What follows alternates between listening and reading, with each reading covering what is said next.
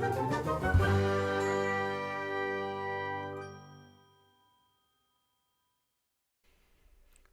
everybody. Fat Bird Finds here. I'm Mary Beth. And I'm Laura. Laura, it's the last episode. This is it. I'm kind of sad. Are you? I'm nervous. I'm nervous for everybody involved, and I'm a little sad that it's about to be over. Oh, are you? Just a little. So, yes, tonight... There's always another book, though. Tonight are the last few chapters of Frankenstein. Mm-hmm. This is the 11th and final episode of Frankenstein. We are going to be taking off the month of December, so no podcast in December, but that means you have from now until the end of December to let us know what you want to see us do next or what you want to see us read next. Yes. Yeah, you have some time to think about it. Yes. We should put up some sort of a poll, probably. Yeah, exactly.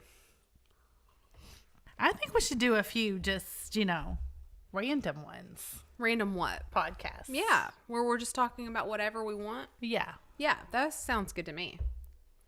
So, Tales from the Put-Out Closet. If you're brand new, this is the 11th and final chapter. You probably will want to catch up at some point, but we're really glad that you're with us. We are doing this live on YouTube.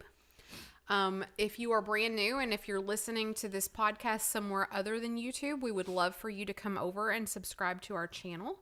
We are very excited today. Laura and I have hit a small milestone on YouTube. We just got our 6,000th subscriber. That's hard to say. 6,000. It's a lot of syllables together. We had a bumpy year, and so it's great to get over that hurdle. It is. Yeah. Yep. So we're really excited and we're really thankful to all of you who have hit that subscribe button. We wouldn't be able to have nearly as successful of a channel without you. So thank you all so much. Shall we just jump into it? Shall we recap? I think we should recap because I think a few, it's been really touch and go with notifications lately. So I feel like we should stall with a recap here for just a minute or two and see who else might want to join us. Okay, so from what I can remember from the last time, so Victor, bless his heart, was confronted by the monster again. The monster's, so Victor destroys the bride. The monster comes in and confronts him. The monster's like, what the hell? Are we calling him a monster? Oh, Lil Frank. Lil Frank comes in and he's like, okay, so Jamie is like, I need my Lil Frank shirt. I tried to upload that shirt 3 times to Teespring. I made it. And I posted it on Instagram that I had made it. And then I realized that it had been taken down. So for some reason, it got like a content strike on it on Teespring. And I've emailed them to be like, what's wrong with my shirt? All it says is Team Lil Frank. That's all it says. I think you got it though. I think it was the little YouTube logo. Yeah, so at the bottom I did put Fat Bird Finds with the little YouTube emblem, but I mean, come on, man. So I don't know. Anyway, I'm trying to get the Team Lil Frank. I've made it. I just have to. Maybe we should just take the YouTube logo off of it and Yeah. just let it say Fat Bird Finds under there. I know. Because it's up for a podcast too. Maybe right? I'll try again tomorrow. Anyway. So I want a shirt. Okay, so the monster Lil Frank comes in and confronts Victor. He's like, what have you done? And then Victor's like, I'm not doing it.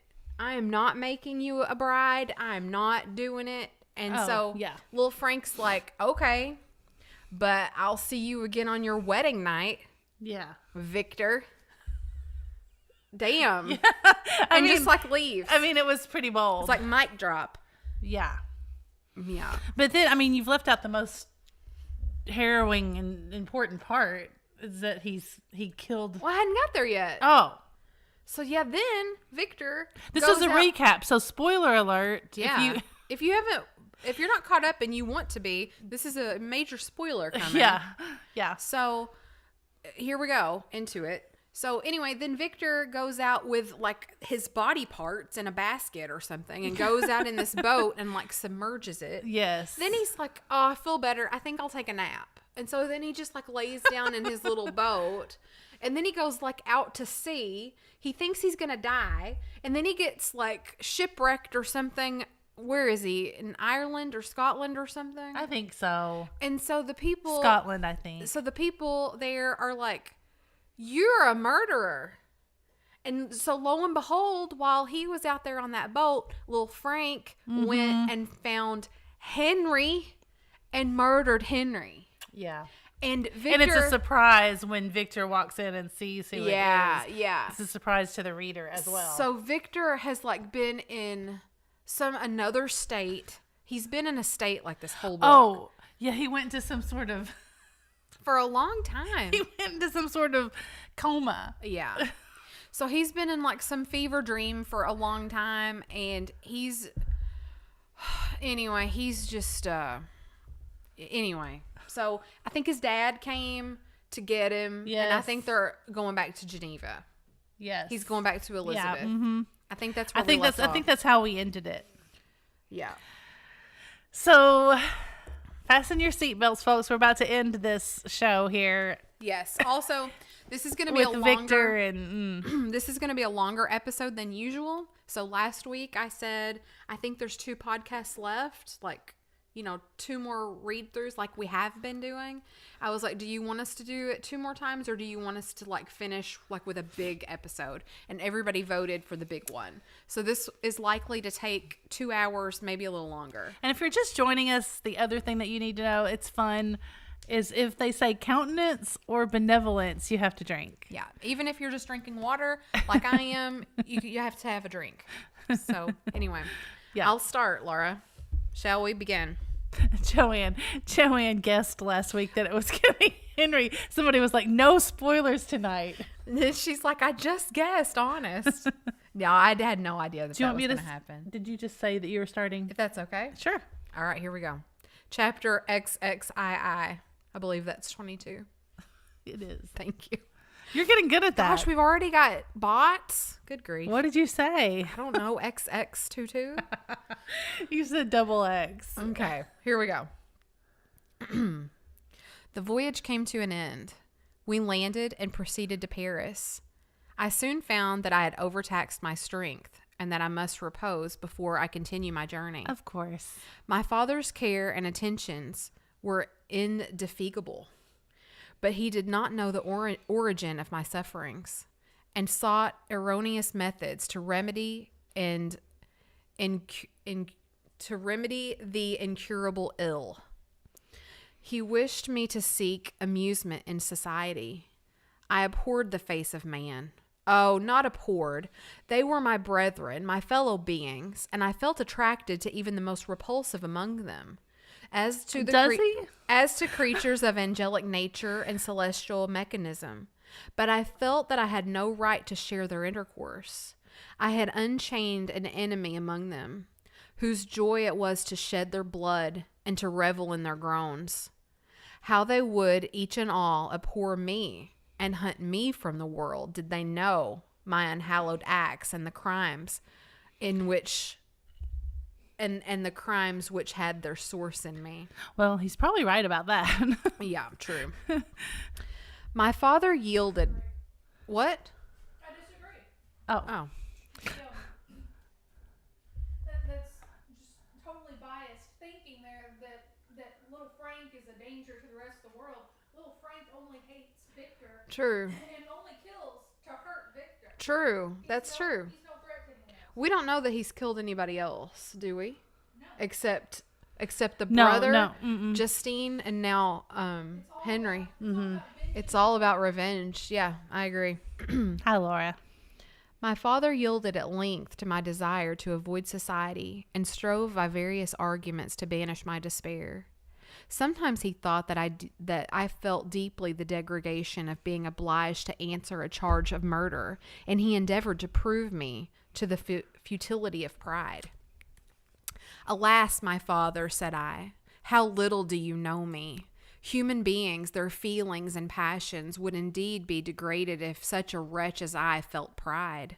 Justine, poor unhappy Justine, was as innocent as I, and she suffered the same charge. She died for it, and I am the cause of this. I murdered her. William, Justine, and Henry, they all died by my hands. My father had often during my imprisonment heard me make the same assertion. When I thus accused myself, he sometimes seemed to desire an explanation, and at others he appeared to consider it as the offspring of delirium, and that during my illness some idea of this had presented itself to my imagination, the remembrance of which I preserved in my convalescence. I avoided explanation and maintained a continual silence concerning the wretch I had created. I had a persuasion that I should be supposed mad, and this in itself would forever have chained my tongue.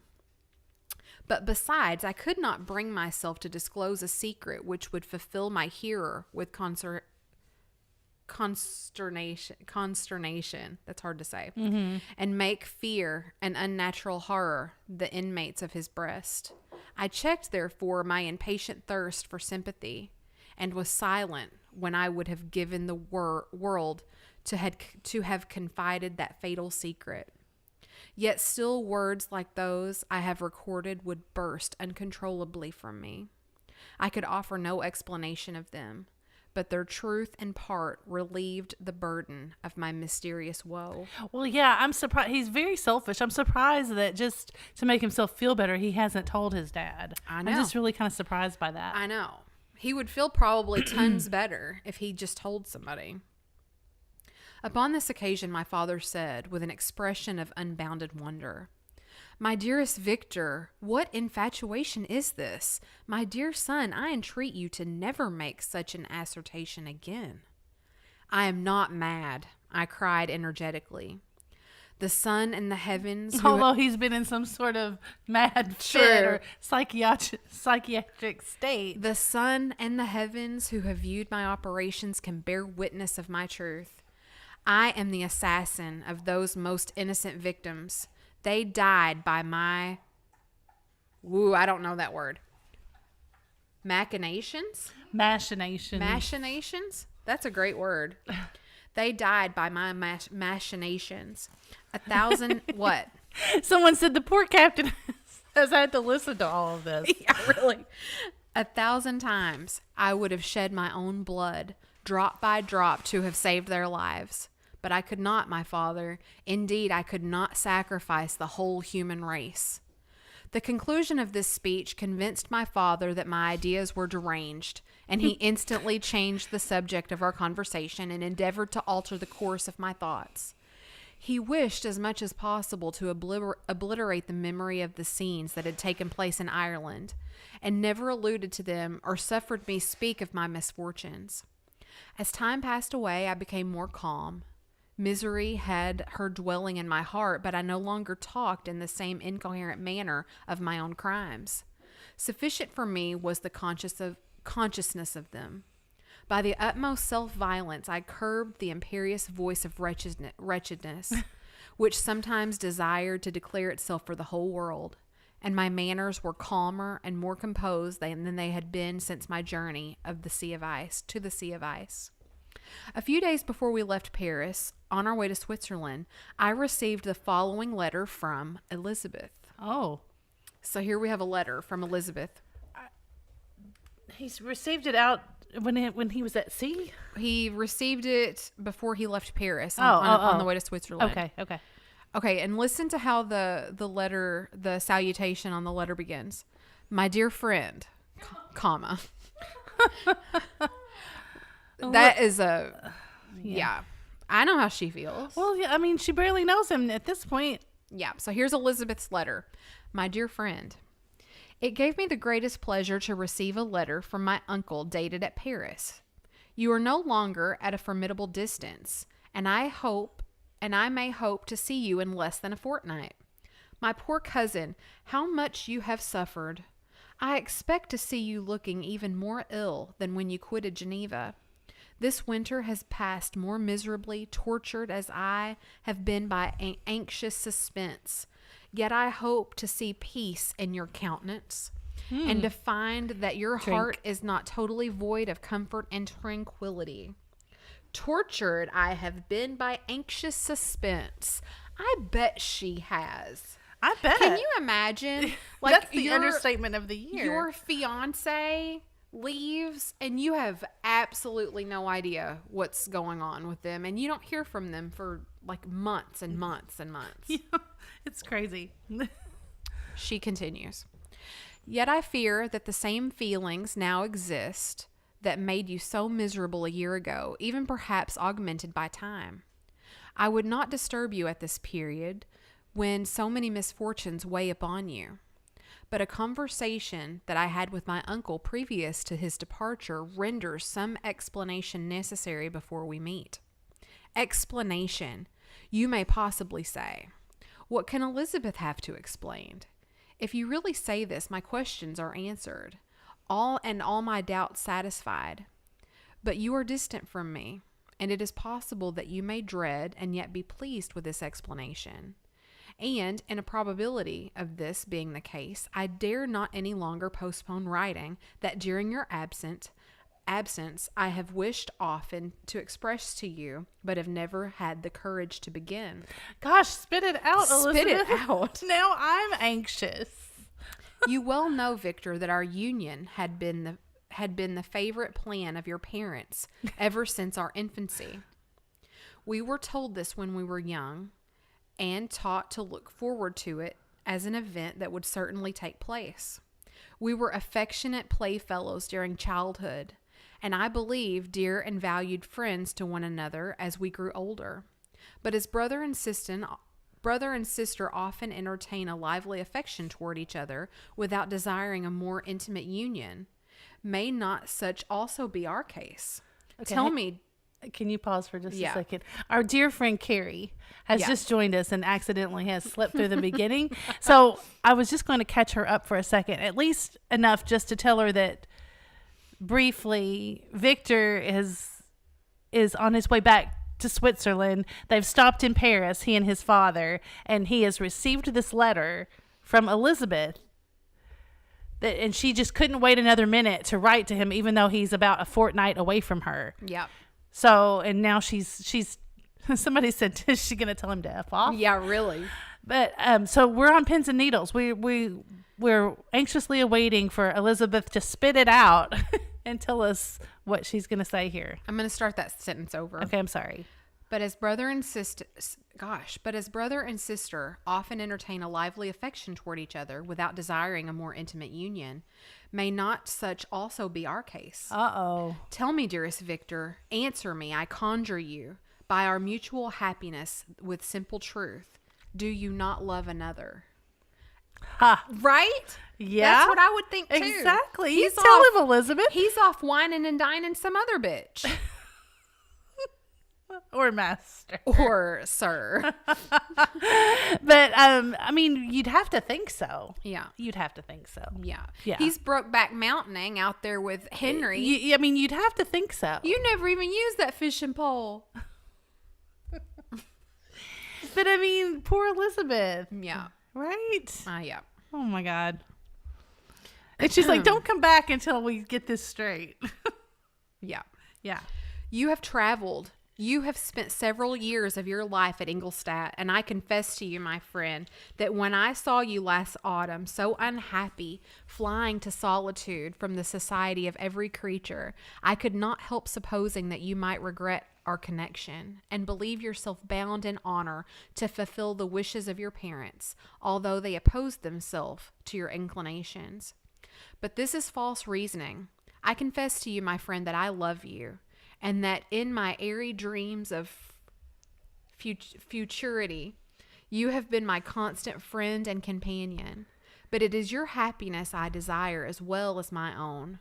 When I declare to you that our marriage would render me eternally miserable unless it were the dictate of your own free choice, even now I weep to think that, borne down as you are by the cruelest misfortunes, you may stifle by the word honor all hope of that love and happiness which would alone restore you to yourself.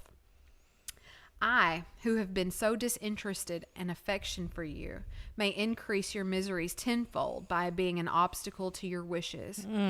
Ah, Victor, be assured that your cousin and playmate has too sincere a love for you to not be made miserable by this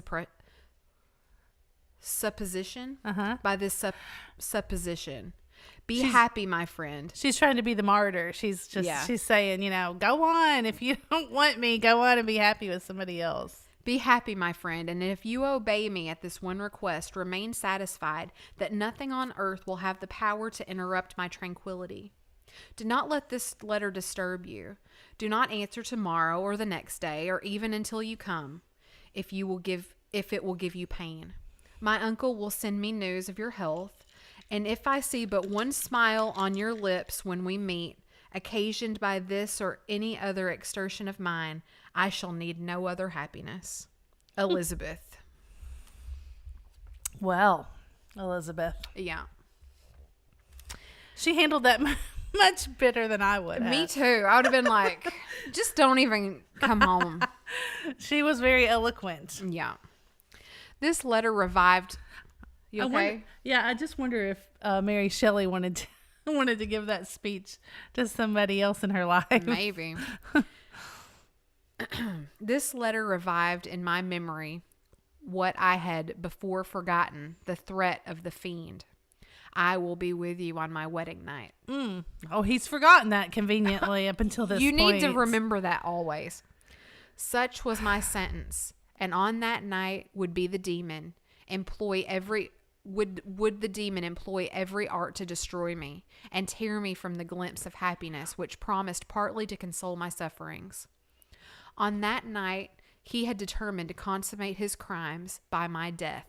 Well, be it so. A deadly struggle would then assuredly take place, in which, if he were victorious, I should be at peace, and his power over me be at an end. What were you going to say? I'm just trying not to make any spoiler predictions, but I mean, come on. Does it not cross his mind that maybe it's not, it's not Victor, killing Victor that's going to be the ultimate. Yeah. Yeah. If he were vanquished, I should be a free man. Alas, what freedom!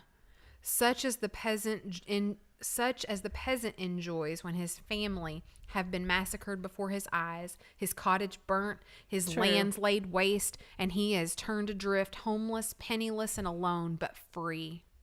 Such would be my liberty, except that in my Elizabeth I possessed a treasure.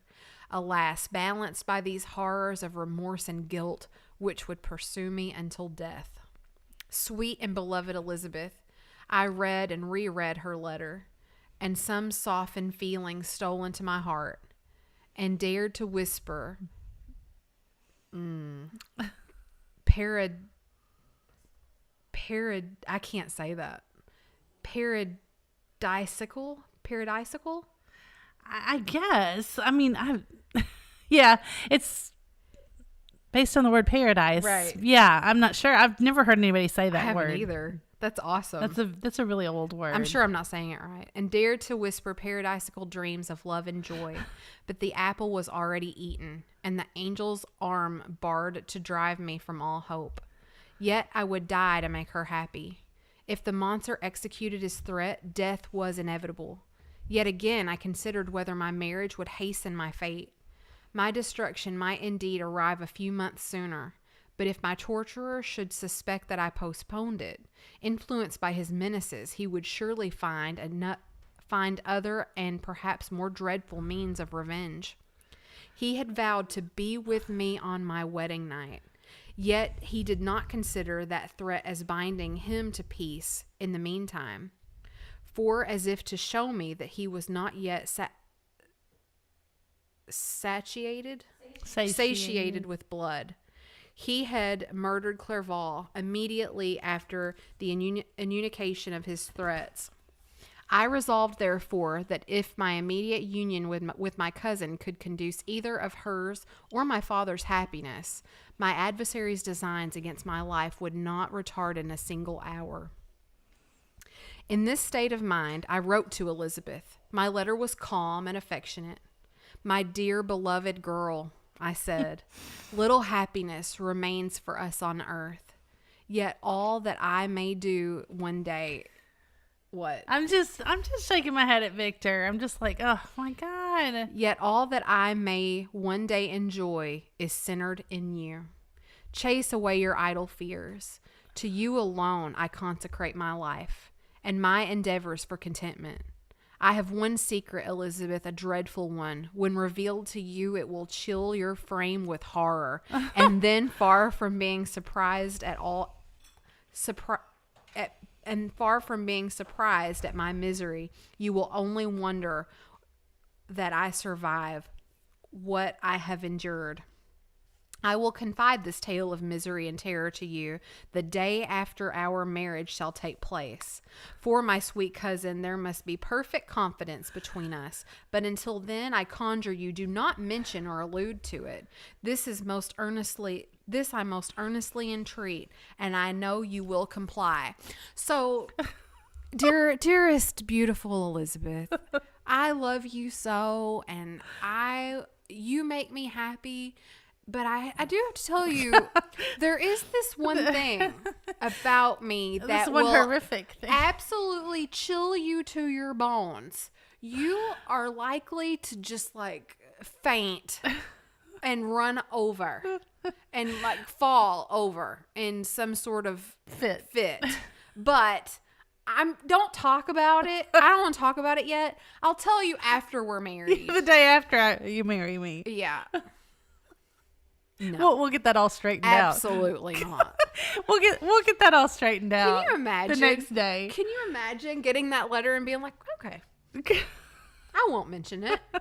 I can't. He'll tell me. He'll tell me after we're married. I can't imagine. I mean, I don't know where his head is. Like, why would you want? I mean, you would have to put the wedding off, for God's sake. Like, what if I sent you a text and I was like, Laura, I really have to tell you something. It is really something. It's gonna absolutely knock your socks off, but I can't tell you for 6 months. Oh my God. I just can't. In about a week after the arrival of Elizabeth's letter, we returned to Geneva. The sweet girl welcomed me with warm affection, yet tears were in her eyes as she beheld my emaciated frame and feverish cheeks. I saw a change in her also. She was thinner. She had lost much of that heavenly vivacity. I don't know. No, you said it right. Vivacity that had before charmed me, but her gentleness and soft looks of compassion made her a more fit companion for one blasted and miserable as I was. Is this like some sort of backhanded compliment? Like, does he dare to make some sort of statement about the way she looks? She's a little thinner. God. Good grief. Lord. The tranquility which I now enjoy did not endure. Memory brought madness with it. And when I thought of what had passed, a real insanity possessed me. Sometimes I was furious and burnt with rage, sometimes low and despondent. I neither spoke nor looked at anyone, but sat motionless, bewildered by a multitude of miseries that overcame me. So he's just like sitting in a corner, like just staring at a wall. God. Elizabeth, you can do so much better. They're saying we need Team Little Frank and Run Elizabeth shirts. Yeah. I'll work on that tomorrow. Elizabeth alone had the power to draw me from these fits. Her gentle voice would soothe me when transported by passion and inspire me with human feelings when sunk in torpor. She wept with me and for me. When reason returned, she would remonstrate and endeavor to inspire me with resignation. It is well for the unfortunate to be resigned, but for the guilty there is no peace. The agonies of remorse poison the luxury there is otherwise sometimes found in indulging the excess of grief. Soon after my arrival, my father spoke of my immediate marriage with Elizabeth. I remained silent. Have you then some other attachment? Oh. None on earth. Oh, so his dad's calling him out. Yeah, his dad's like... He's like, well, what's the holdup? Yeah. Then? You got another piece on the side? None on earth. I love Elizabeth and look forward to our union with delight. Let the day before be fixed, and on it I will consecrate myself in life or death to the happiness of my cousin. And then his dad says, my dear Victor, do not speak thus. Heavy misfortunes have befallen us, but let us only cling closer to what remains and transfer our love for those whom we have lost to those who yet live. Our circle will be small, but bound close by the ties of affection and mutual misfortune. And when time shall have softened your despair, new and dear objects of care will be born to replace those of whom we have been so cruelly deprived. So he's like, it might seem bad now, but once you get married and have some kids, you'll learn to be joyful again. Yeah. That's his dad? Yeah. His dad's very idyllic. Yeah. Yeah. Such were the lessons of my father. But to me, the remembrance of the threat returned, nor can you wonder that, in omnipotent as the fiend had yet been in his deeds of blood, I should almost regard him as invincible. And that when he pronounced the words, I shall be with you on your wedding night, I should regard the threatened fate as unavoidable. But death was no evil to me, if the loss of Elizabeth were balanced with it. And I, therefore, with a contented and even cheerful countenance, agreed with my father that if my cousin would consent, the ceremony should take place in 10 days, and thus put, as I imagined, the seal to my fate. Great God, if for one instant I had thought what might be the hellish intention of my fiendish adversary, I would rather have banished myself forever from my native country and wandered a friendless outcast over the earth than have consented this miserable marriage. Dun, dun, dun. But as if possessed by magic powers, the monster had blinded me into his real intentions. And when I thought that I had prepared only my own death, I hastened that of a far dearer victim. Yikes. So, yeah. Oh, that's not the end? No. That feels like the end of the chapter. Yeah, no. To me. I'm almost done. Okay. As the period fixed for our marriage drew nearer, whether from cowardice or a prophetic feeling, I felt my heart sink within me. But I concealed my feelings by an appearance of hilarity that brought smiles and joy to the countenance of my father, but hardly deceived the ever watchful and nicer eye of Elizabeth. She looked forward to our union with placid contentment, not unmingled with a little fear, which past misfortunes had impressed. Now what now appeared certain and tangible happiness might soon dissipate into an airy dream and leave no trace but deep and everlasting regret. Sorry, my mouth is dry. Preparations were made for the event. Congratulatory visits were received, and all wore a smiling appearance. I shut up as well as I could in my own heart the anxiety that preyed there, and entered with seeming earnestness into the plans of my father, although they might only serve as decorations of my tragedy. Through my father's exertions, a part of the inheritance of Elizabeth had been restored to her by the Austrian government. A small possession... Oh, yeah. Remember, she was, adopted, you know. A small possession on the shores of Como belonged to her. It was agreed that immediately after our union, we should proceed to Villa Lavenza and spend our first days of happiness beside the beautiful lake near which it stood. In the meantime, I took every precaution to defend my person, in the case the fiend should openly attack me. Oh, God. I carried pistols and a dagger constantly about me, and I was ever on the watch to prevent artifice, and by these means gained a greater degree of tranquility. Indeed, as the period approached, the threat disappeared more into a delusion, not to be regarded as worthy to disturb my peace, while the happiness I hoped for in the marriage wore a greater appearance of certainty, as the day fixed for his solemnization drew nearer, and I heard it continually spoke of as an occurrence which no accident could possibly prevent. That was a long sentence. Yeah. Elizabeth seemed happy. My tranquil demeanor contributed greatly to her calm mind. But on the day that was to fulfill my wishes and my destiny, she was melancholy. I bet she was. I bet she was. Because she's like, I'm about to marry this dude, and there's something about him that he hasn't told me. There's some big horrible secret. Does he have an additional body part? Does he have? Am I gonna find out later? What? Yeah. Yeah. Exactly. Oh. Sorry, I lost my place. She was melancholy, and yeah. But on the day that was to fulfill my wishes and my destiny, she was melancholy, and to a presentiment and a presentiment of evil pervaded her, and perhaps she also thought of the dreadful secret which I had promised to reveal to her on the following day. Maybe so. You think?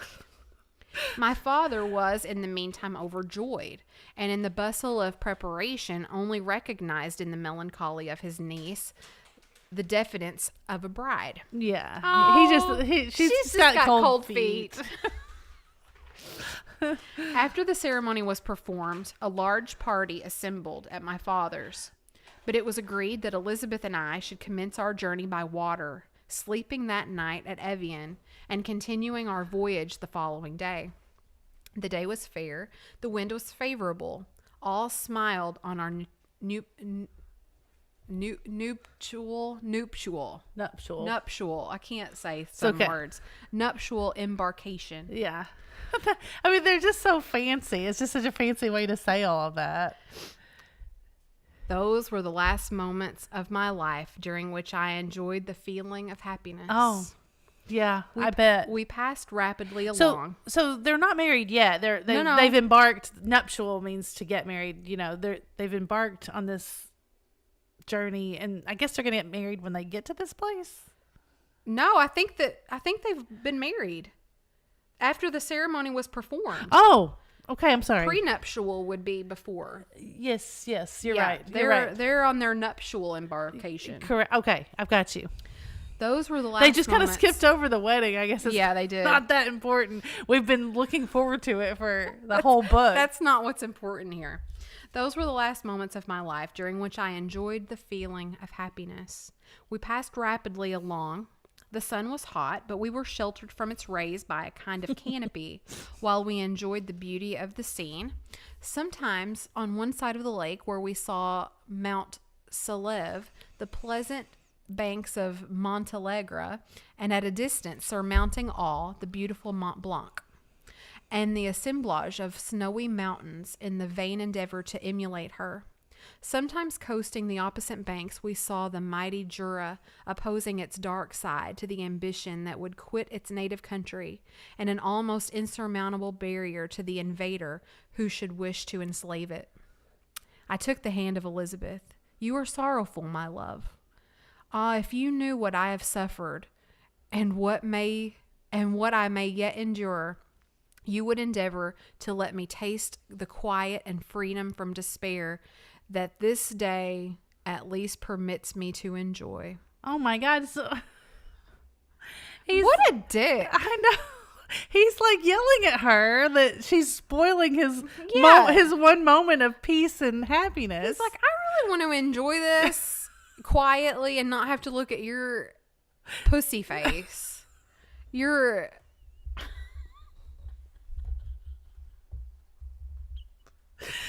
I think that we've got to find some sort of reconciliation with our feelings about Victor. We've got to give him some sort of something. Be happy, my dear Victor, replied Elizabeth.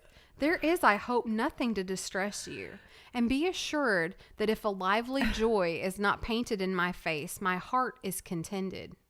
Something whispers to me to depend too much on the prospect that is open before us, but I will not listen to such a sinister voice.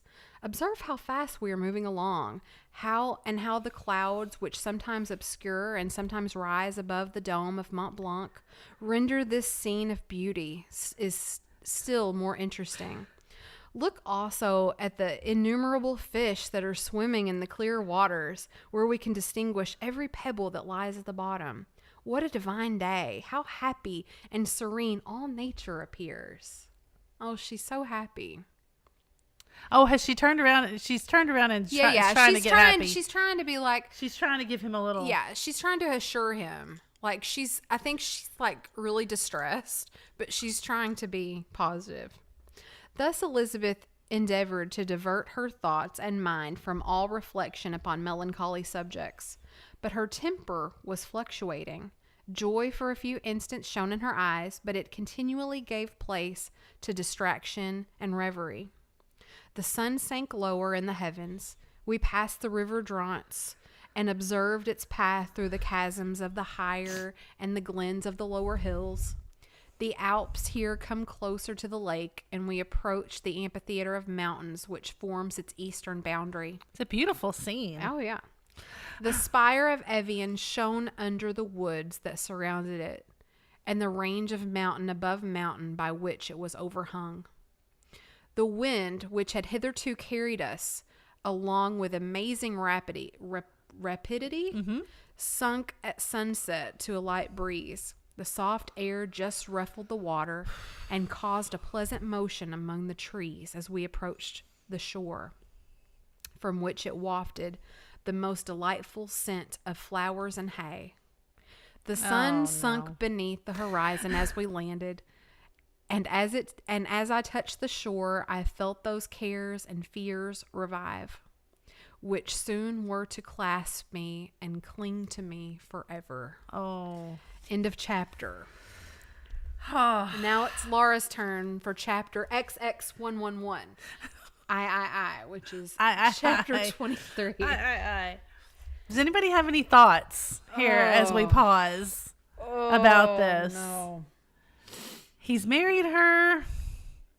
He's boated her to this lovely place. Yeah, beautiful, but it's kind of ironic, right? Like, would you really want to go out into the middle of the mountains by some isolated lake why didn't he hire like a security team?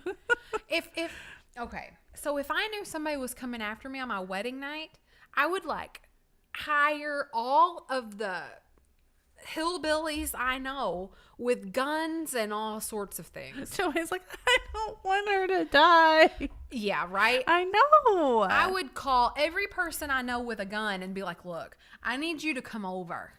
I need you to protect me. Somebody is coming. I need to have a night with my wife. We need to consummate this marriage, and I need you to protect my ass because somebody's coming. Yeah. Yeah. There's several things he could have done besides just, show up there and sit. Yeah. Right? He doesn't even have his dear Henry to try to protect him. Yeah. I just don't understand. Chapter XXII. Chapter 23. Here we go, folks. Oh, no. It was 8 o'clock. It was 8 o'clock when we landed. We walked for a short time on the shore, enjoying the transitory light, and then retired to the inn and contemplated the lovely scene of waters, woods, and mountains, obscured in darkness, yet still displaying their black outlines. The wind, which had fallen in the south, now rose with great violence in the west. The moon had reached her summit in the heavens and was beginning to descend. The clouds swept across it swifter than the flight of the vulture and dimmed her rays, while the lake reflected the scene of the busy heavens, rendered still busier by the restless waves that were beginning to rise. Suddenly a heavy storm of rain descended. Oh, no. I had been calm during the day, but so soon as night obscured the shapes of objects, 1,000 fears arose in my mind. I was anxious and watchful. While my right hand grasped a pistol, which was hidden in my bosom, every sound terrified me, but I resolved that I would sell my life dearly and not shrink from the conflict until my own life or that of my adversary was extinguished. Elizabeth observed my agitation for some time in timid and fearful silence. Yeah, what does she think? He's like, okay, they're like in their little love cottage, and he's over there like holding a pistol, like looking out the windows, and she's just like, what? Okay, yeah. Okay, so for some time, yeah, she observed my agitation for some time in timid and fearful silence, but there was something in my glance which communicated terror to her, and trembling she asked, "What is it that agitates you, my dear Victor? What is it that you fear?" "Oh, peace, peace, my love," replied I. It's okay. "This night and all will be safe, but this night is dreadful, very dreadful." God. Just tell her. I passed an hour in this state of mind when suddenly I reflected how fearful the combat which I momentarily expected would be to my wife, and I earnestly entreated her to retire, resolving not to join her until I had obtained some knowledge as to the situation of my enemy. So he sent her off to bed alone. You need to be with her every second. She left me, and I continued some time walking up and down the passages of the house and inspecting every corner that might afford a He's retreat to my outside. adversary. He's outside, and she's in the little love cottage asleep. But I discovered no What a trace of moron. him, and was beginning to conjecture that some fortunate chance had intervened to prevent the execution of his menaces. Of course, that's what Victor would do. You know, he's like hoping that he's not going to show up. Oh, he's not coming. When suddenly, He was just kidding. I heard a shrill and dreadful scream. Son of a bitch. You left her in the house? It came from the room into which Elizabeth had retired. As I heard it, the whole truth rushed into my mind. My arms dropped. The motion of every muscle and fiber was suspended. I could feel the blood trickling in my veins and tingling in the extremities of my limbs. This state lasted but for an instant. The scream was repeated, and I rushed into the room. Son of a bitch. Great God! Why did I not then expire? Why am I here to relate the destruction of the best hope and the purest creature of earth? She was there, lifeless and inanimate, thrown across the bed, her head hanging down, and her pale and distorted features half covered by her hair. Yeah. Jamie's like, damn it, Victor. Every single wrong move that can be made, he's going to make it. Everywhere I turn, I see the same figure, her bloodless arms and relaxed form flung by the murderer on its bridal bier. Could I behold this and live? Alas, life is obstinate and clings closest where it is most hated. He's like, let me die. For a moment only did I lose recollection. I fell senseless on the ground. He fainted for God, just a minute. Jesus Christ. God. When I recovered, I found myself surrounded by the people of the inn. Their countenances... Please drink, everybody. God, I need a drink. Their Do we have wine? Their countenances expressed a breathless terror, but the horror of others appeared only as a mockery, a shadow of the feelings that oppressed me. Hey, Beth. Welcome. Glad you're here. You're just in time. Yeah. I escaped from them to the room where lay the body of Elizabeth, my love, my wife, so lately living, so dear, so worthy.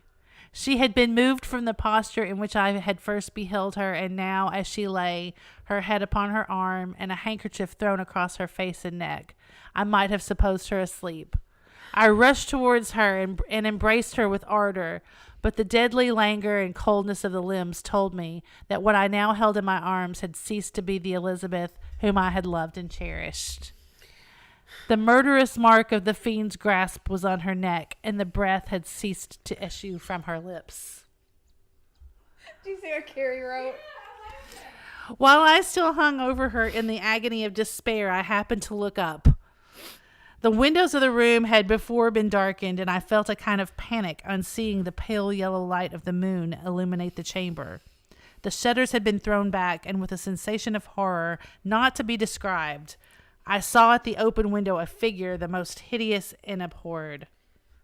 Carrie says, it was all the blood rushing to his vagina that made him faint.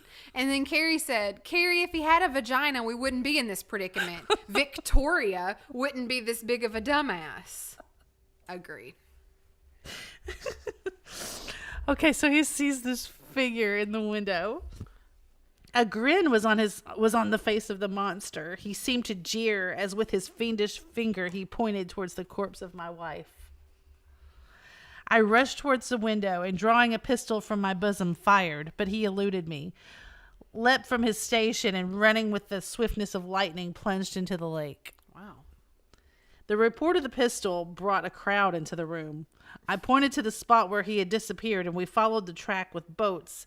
Nets were cast, but in vain. After passing several hours, we returned hopeless, most of my companions believing it to have been a form conjured up by my fancy. I want to know if these... they think that it's a fit of his. Yeah. I want to know if these people know that he's just been like acquitted of murder, accused of murder. Yeah, I doubt it. In another country. Little do they know. There is no, 2020 He's or like whatever. a possible felon. After having landed, they proceeded to search the country, parties going in different directions among the woods and vines.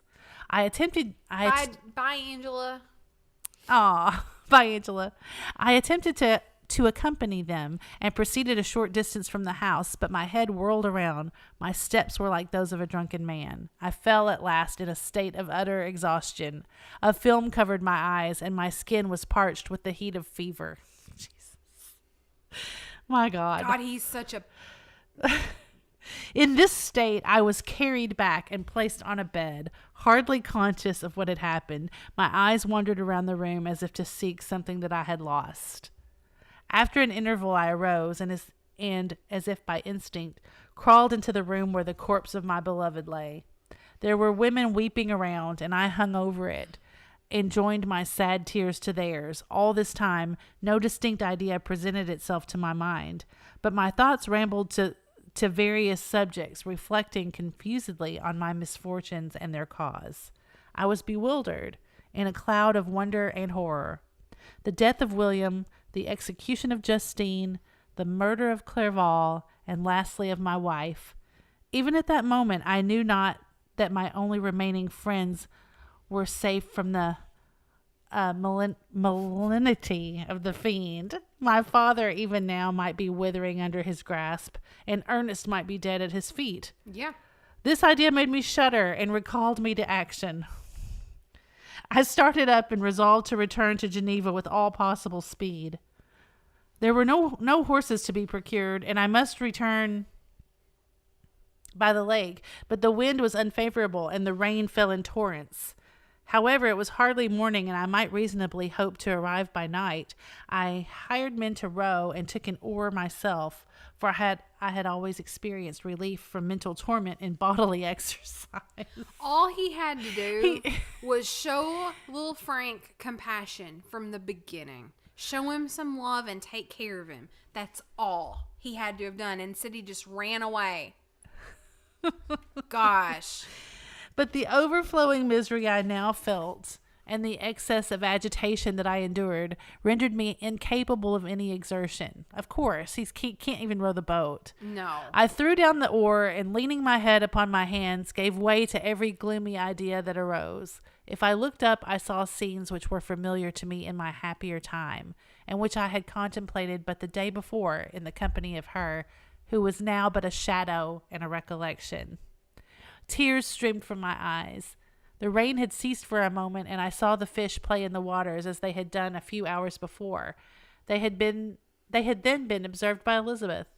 Nothing is so painful to the human mind as a great and sudden change. The sun might shine or the clouds might lower, but nothing could appear to me as it had done the day before.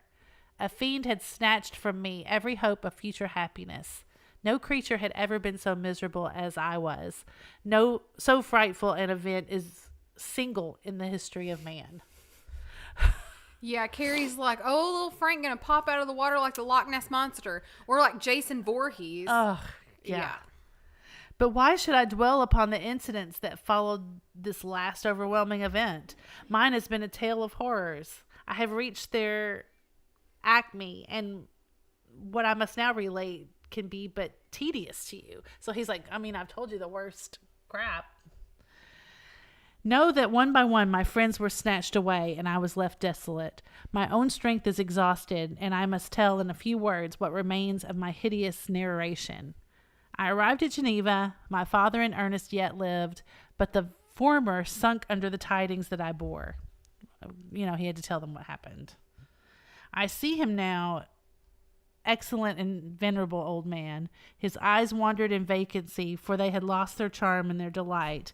His Elizabeth, his more than daughter, whom he doted on with all that affection which a man feels, who in the decline of life, having few affections, clings more earnestly to those that remain. Cursed be the fiend that brought misery on his gray hairs, and doomed him to waste in wretchedness. He could not live under the horrors that were accumulated around him. The springs of existence suddenly gave way. He was unable to rise from his bed, and in a few days he died in my arms. Y'all. Oh my God. Good God Almighty. What then became of me? I know not. I lost sensation, and chains and darkness were the only objects that pressed upon me. Sometimes, indeed, I dreamt that I wandered in flowery meadows and pleasant vales with the friends of my youth, but I awoke and found myself in a dungeon. Melancholy followed, but by degrees I gained a clearer conception of my miseries and situation, and was then released from my prison. For they had called me mad, and during many months, as I understood, a solitary cell had been my habitation. So the dad just died because he was old, right? Well, he died. Little Frank didn't do that. Right. He died, though, of a broken heart of all this. Right. All this death. But now we still have Ernest, right? Yeah. Okay. Liberty, however, had been a useless gift to me had I not, as I awakened to reason, at the same time awakened to revenge. As the memory of past misfortunes pressed upon me, I began to reflect on their cause, the monster whom I had created, the miserable demon whom I had sent abroad into the world for my destruction. I was possessed by a maddening rage when I thought of him, and desired and ardently prayed that I might have him within my grasp to wreak a great and signal revenge on his cursed head. Nor did my hate long confine itself to useless... Ernest is the little brother, is another brother, right? Yeah, there were two little brothers. One Yeah. of them died, and then there's Ernest is the other one. Yeah. Nor did my hate have long confine itself to useless wishes. I began to reflect on the best means of securing him, and for this purpose, about a month after my release, I repaired to a criminal judge in town and told him that I had an accusation to make, that I knew the destroyer of my family, and that I required him to exert his whole authority for the apprehension of the murderer. So again, he's been in some sort of psychiatric fit, and they've put him in a dungeon somewhere. I feel like now he's been released. He's gone to demand that they arrest the monster. If anybody ever reads this in the future, your drinking game should be drink when that we say countenance, benevolence, or when Victor has a fever. You're going to be drunk off your ass. Mike says, should I cry for him? Maybe. Oh, okay. The magistrate listened to me with attention and kindness. Be assured, sir, said he, no pains or exertions on my part shall be spared to discover that villain. I thank you, replied I.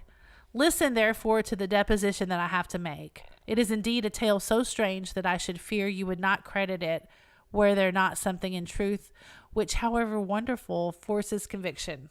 The story is too connected to be mistaken for a dream, and I have no motive for falsehoods. My manner, as I thus addressed him, was impressive but calm. I had formed in my own heart a resolution to pursue my destroyer to death, and this purpose quieted my agony, and for an interval reconciled me to life. I now related my history, briefly but with firmness and precision, marking the dates with accuracy and never deviating into invective or exclamation. The magistrate appeared at first perfectly incredulous, but as I continued, he became more attentive and interested. I saw him sometimes shudder with horror. At others, a lively surprise, unmingled with disbelief, was painted on his countenance. Which I had... Oh, you're really drinking. You might actually get drunk. Let's see. Yeah, I mean, I'm like into this ending. I need a drink for that. When I had concluded my narration, I said, "This is the being whom I accuse, and for whose seizure and punishment I call upon you to exert your whole power. It is your duty as a magistrate, and I believe and hope that your feelings as a man will not revolt from the execution of those functions on this occasion." This address caused a considerable change in the physiognomy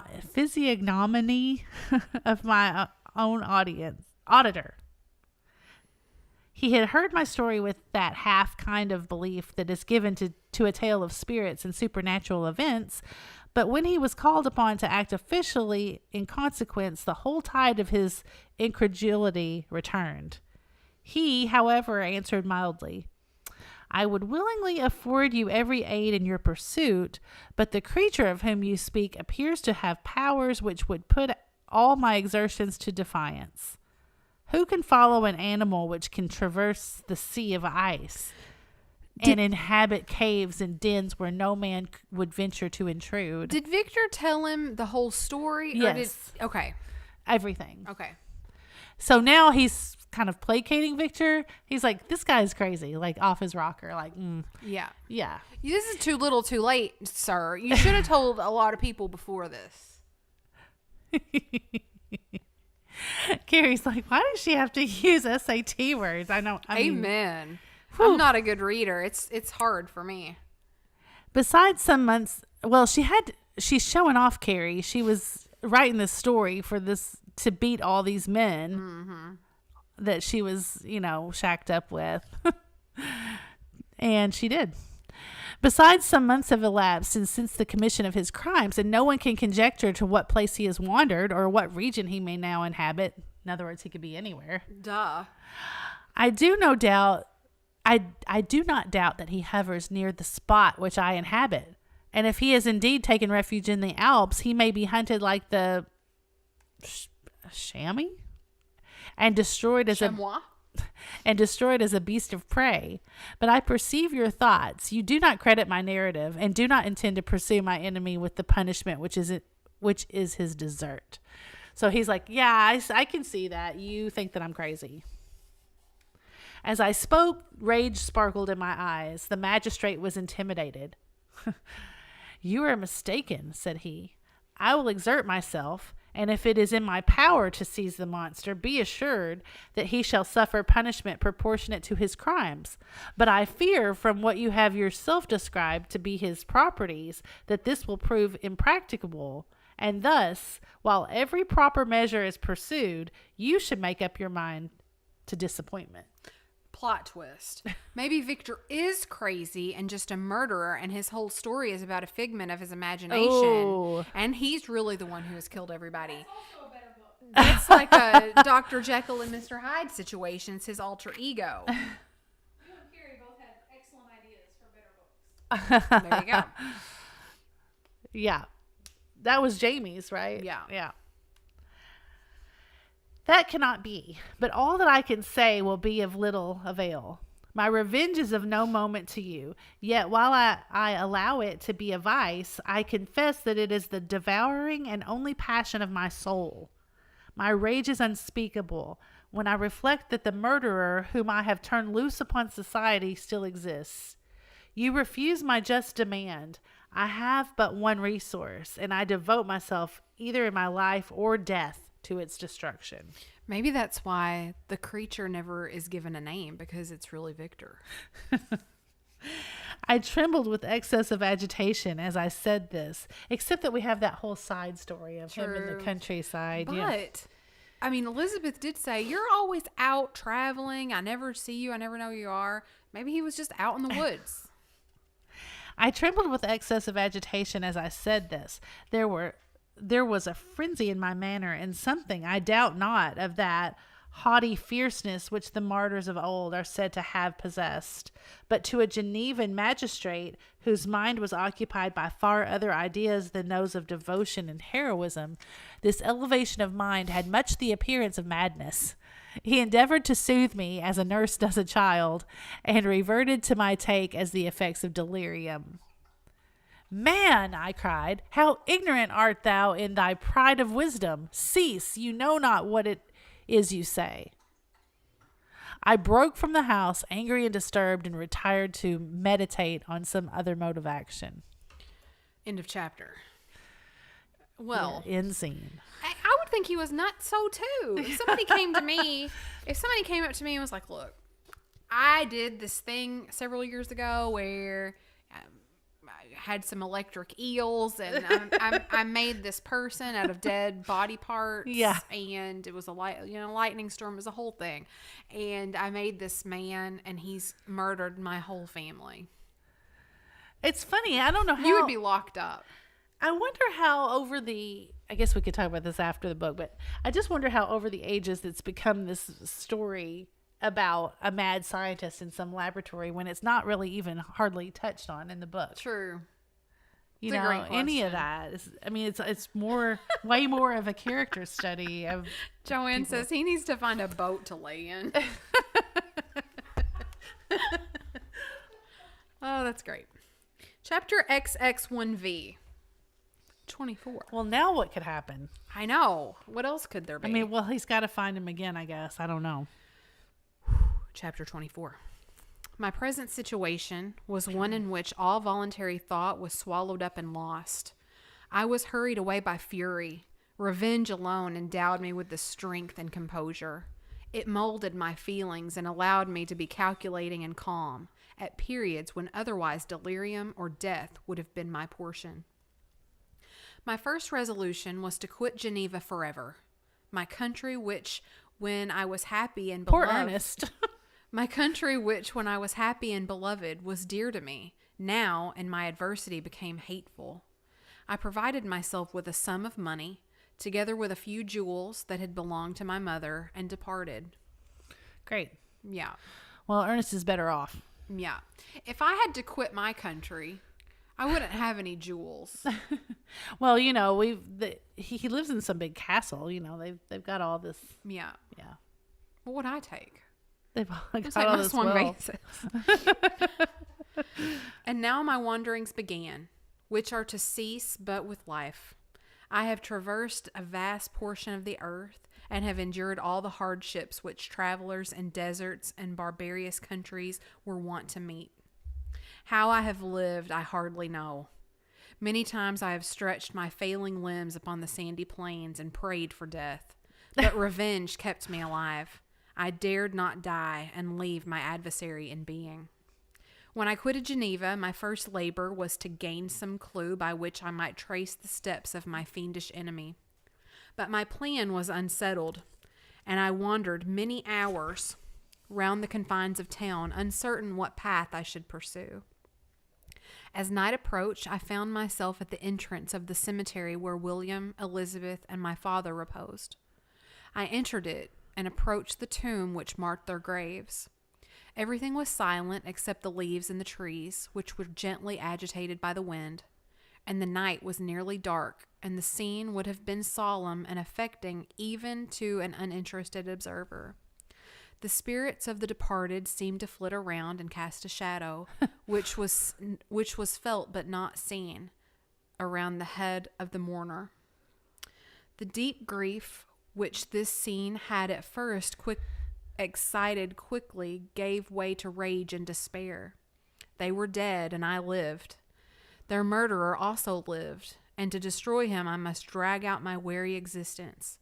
I knelt on the grass and kissed the earth, and with quivering lips exclaimed, "By the sacred earth on which I kneel, by the shades that wander near me, by the deep and eternal grief that I feel, I swear, and by thee, O night, and the spirits that preside over thee, to pursue the demon who caused this misery until he or I perish in mortal conflict." Little Frank is probably smart enough to be staking out the cemetery, because that's what always happens, you know, in all the stories, and you know, all the times the victims are caught, or what is it? Yeah. Yeah, they're caught standing over the graves. For this purpose I will preserve my life. To execute this dear revenge, I will again behold the sun and tread the green herbage of earth, which otherwise should vanish from my eyes forever. And I call on you, spirits of the dead, and on you, wandering ministers of vengeance, to aid and conduct me in my work. Let the cursed and hellish monster drink deep of agony, and Ooh. let him feel despair. Let him feel the despair that now torments me. I had begun my adjuration. Huh? I had begun my adjuration with solemnity and an awe which almost assured me that the shades of my murdered friends heard and approved my devotion. But the furies possessed me as I concluded, and rage choked my utterance. I was answered through the stillness of night by a loud and fiendish laugh. Oh, I told you. It rang on my ears long and heavily. Oh, The mountains re-echoed it, and I felt as re-echoed. Isn't that like a... What is that? Like an oxymoron or something? well, Re-echoed? but you know, No, they're I in know. the Swiss Alps, so I know. everything like is extra. Like it doesn't just echo; it's like Re-echoes. yeah. Yeah. It rang on my ears long and heavily. The mountains re-echoed it, and I felt as if all hell surrounded me by mockery God. and laughter. That would be so scary. Yeah. Cause you know, like you've seen people yodel and stuff in the mountains. So So, don't say yodel. so like he's like laughing maniacally and fiendishly, this demon, Yeah. and it's echoing everywhere. Yikes! Yeah. Surely in that moment I should have been possessed by frenzy and Yeah. have destroyed my miserable existence.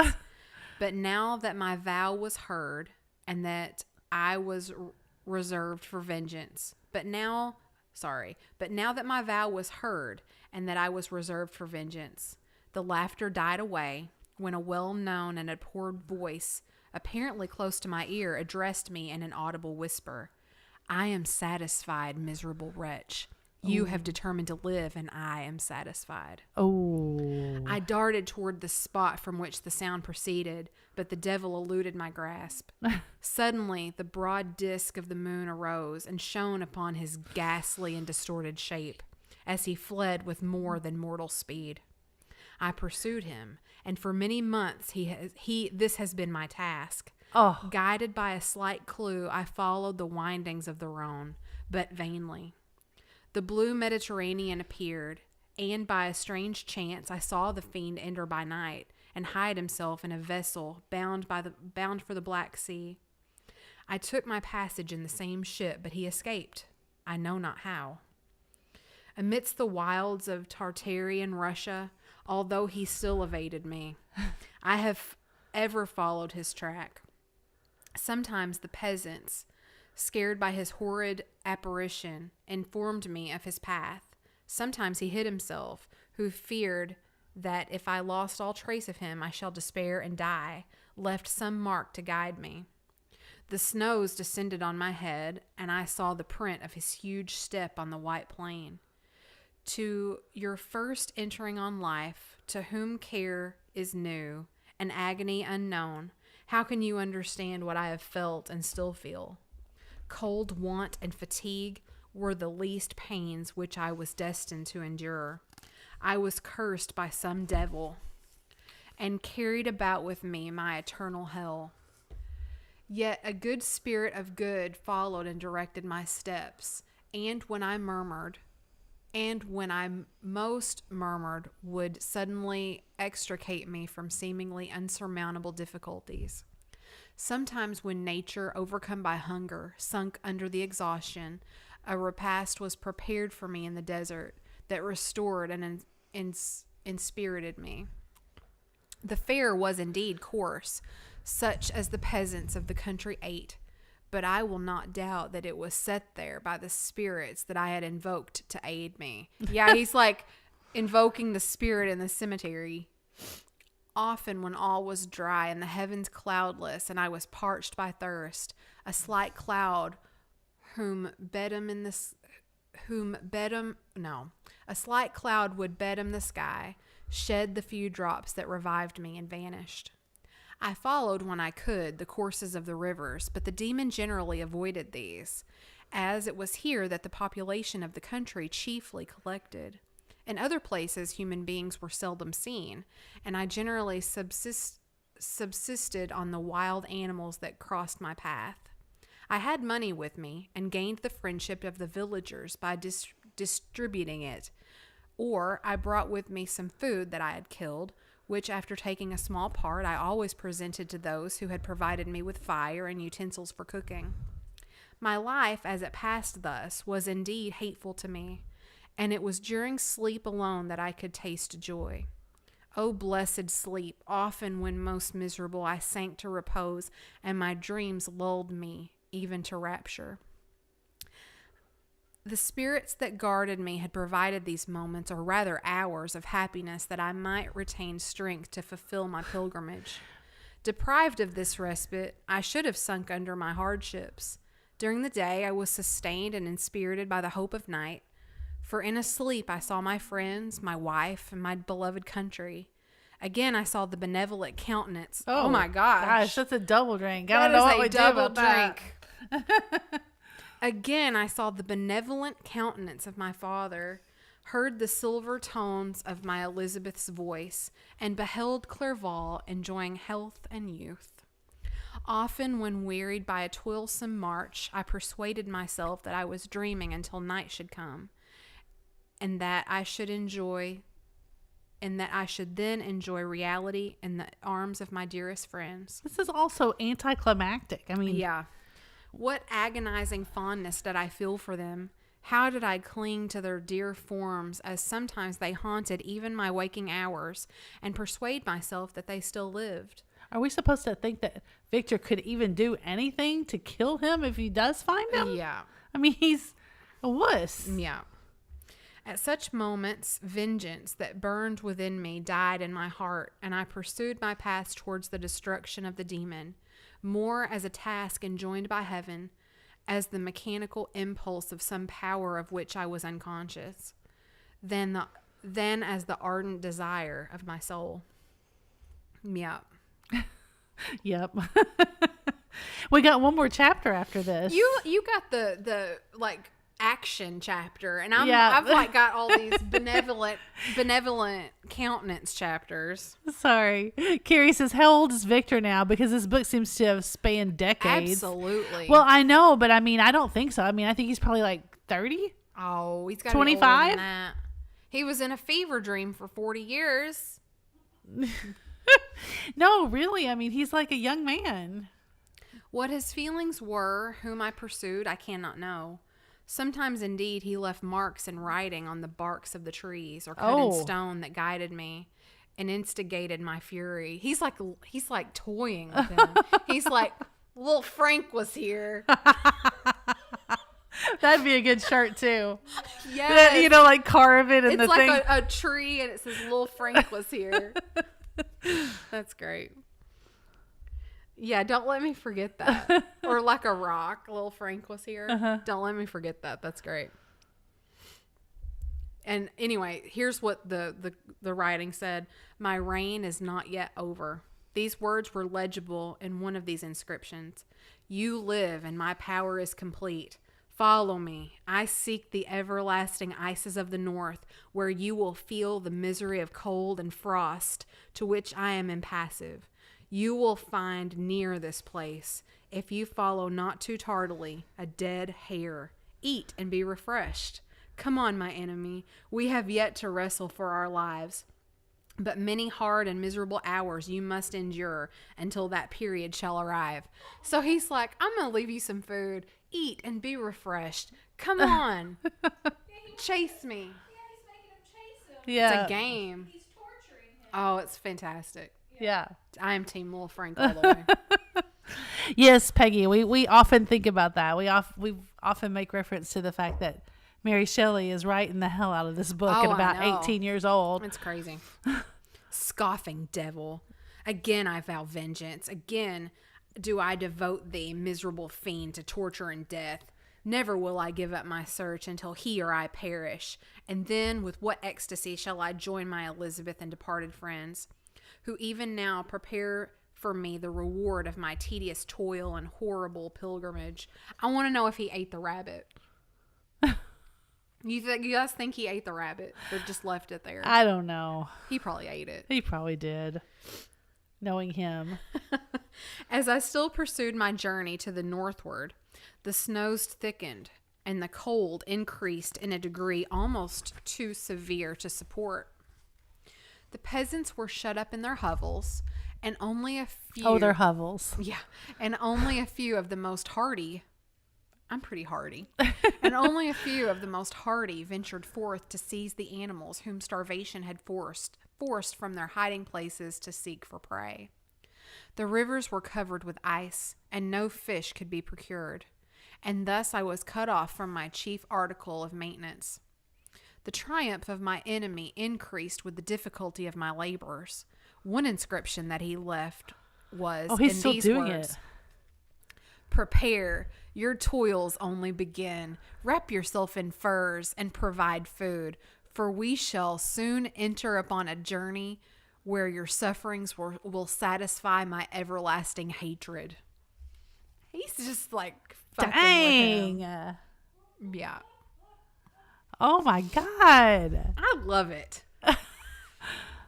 My courage and perseverance were invigorated by these scoffing words. Oh. I resolved not to fail in my purpose, and calling on heaven to support me, I continued with unabated fervor to traverse immense deserts until the ocean appeared at a distance and formed the utmost boundary of the horizon. He's trying to sound like some sort of a tough guy. I mean, he Yeah. can't even like... I mean, He would Jeez. faint if he like... yeah. Yeah. Yeah. Jamie says, ever see those guys walking down the street screaming at nothing? That's Victor. Yeah. Oh, how unlike it was to the blue seasons of the South. Covered with ice, it was only to be distinguished from land by its superior wildness and ruggedness. The Greeks wept for joy when they beheld the Mediterranean from the hills of Asia, and hailed with rapture the boundary of their toils. What is I he- did not weep, but I knelt down and with a full heart thanked my guiding spirit for conducting me in safety to the place where I hoped, notwithstanding my adversary's gibe, to meet and grapple with him. I just don't understand what's happening. Why? What do you mean? You're not paying attention? No, I am paying attention. Well, he's just all that romantic talk. He's like, oh, how my ancestors would have beheld this area or whatever. Oh, I mean, he just they lose me sometimes I in know. those big They lose me too. ramblings. Yeah. Some weeks before this period, I had procured a sledge and dogs, and thus traversed the snows with an inconceivable speed. I know not whether the fiend possessed the same advantages, but I found that, as before, I had daily lost ground in the pursuit. I now gained on him, so much that when I first saw the ocean, he was but 1 day's journey in advance, and I hoped to intercept him before he should reach the beach. How does he know that? I don't know, maybe from the clues he's finding? I guess so. Maybe he's turned into some sort of tracker.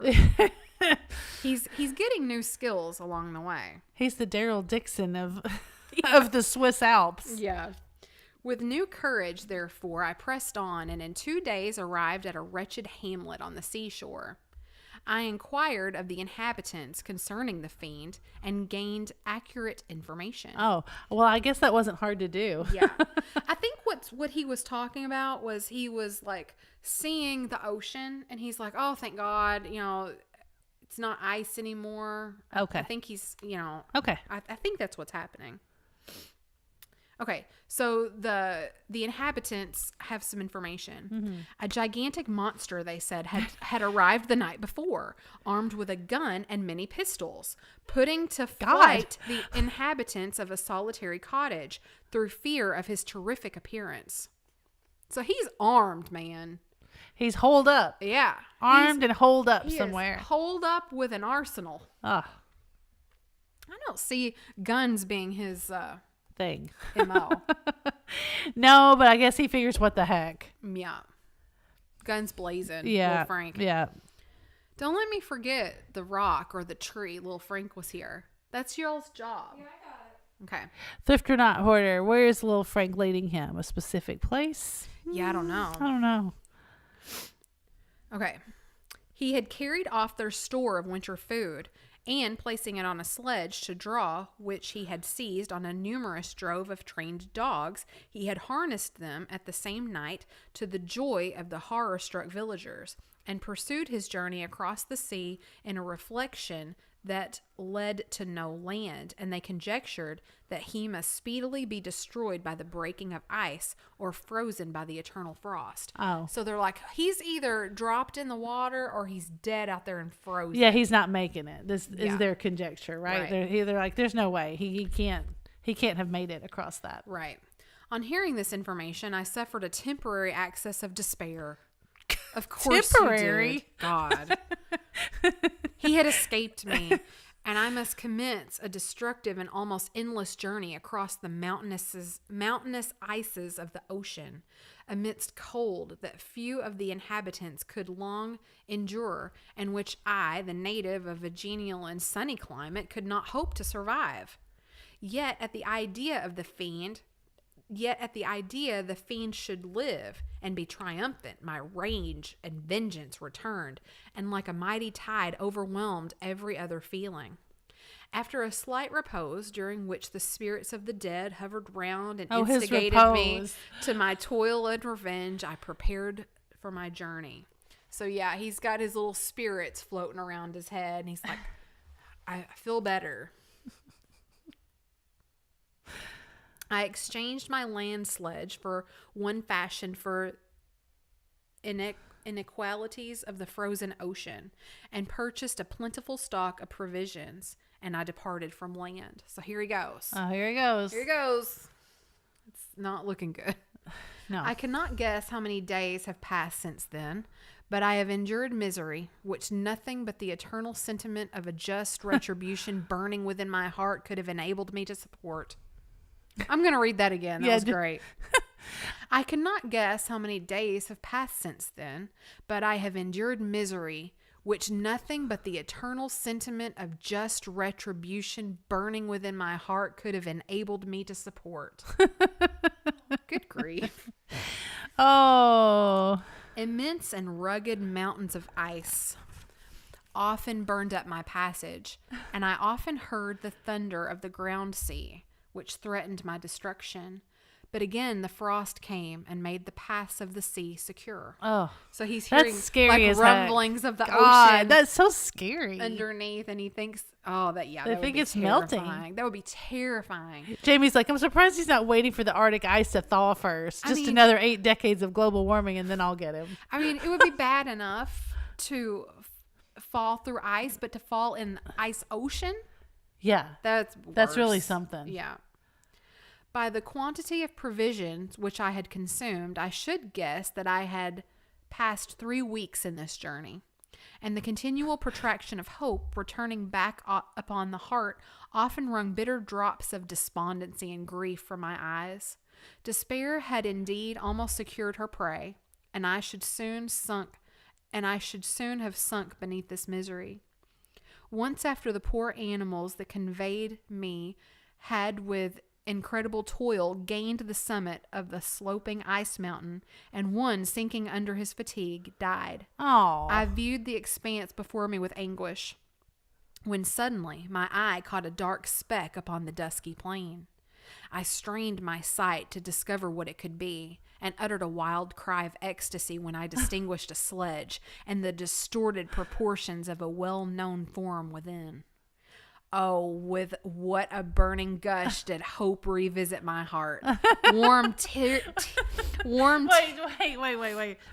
Read that again. Which part? All of it? No, that with what a burning gush. Oh, with what a burning gush did I hope did wait. Oh, with what a burning gush did hope revisit my heart. Warm tears filled my eyes, which I hastily wiped away, that they might not intercept the view I had of the demon. But still my sight was dimmed dramatic. by the burning drops, until, giving way to the emotions that oppressed me, I wept aloud. Brenda said, did he pee himself? He wept aloud. Yeah. So he's so overcome. That gush wasn't in his heart. True. Oh, what a crazy. I mean, I'm just trying to get in Mary Shelley's head. He's just a tool. Are we supposed to be feeling sorry for Victor? I don't. Now are we supposed to be excited for him that he's found little Frank? Do you think we could find like a Tonight Show interview with Mary Shelley where she's like explaining Jimmy something? Fallon. Yeah. God, I wish she had like a companion's book where she explained her feelings. I think she was just playing around. I mean, I think she was just, she was just writing a story. If there's an afterlife, I want to find Mary Shelley and ask her some questions. Right? Okay, here we go. But this was not the time for delay.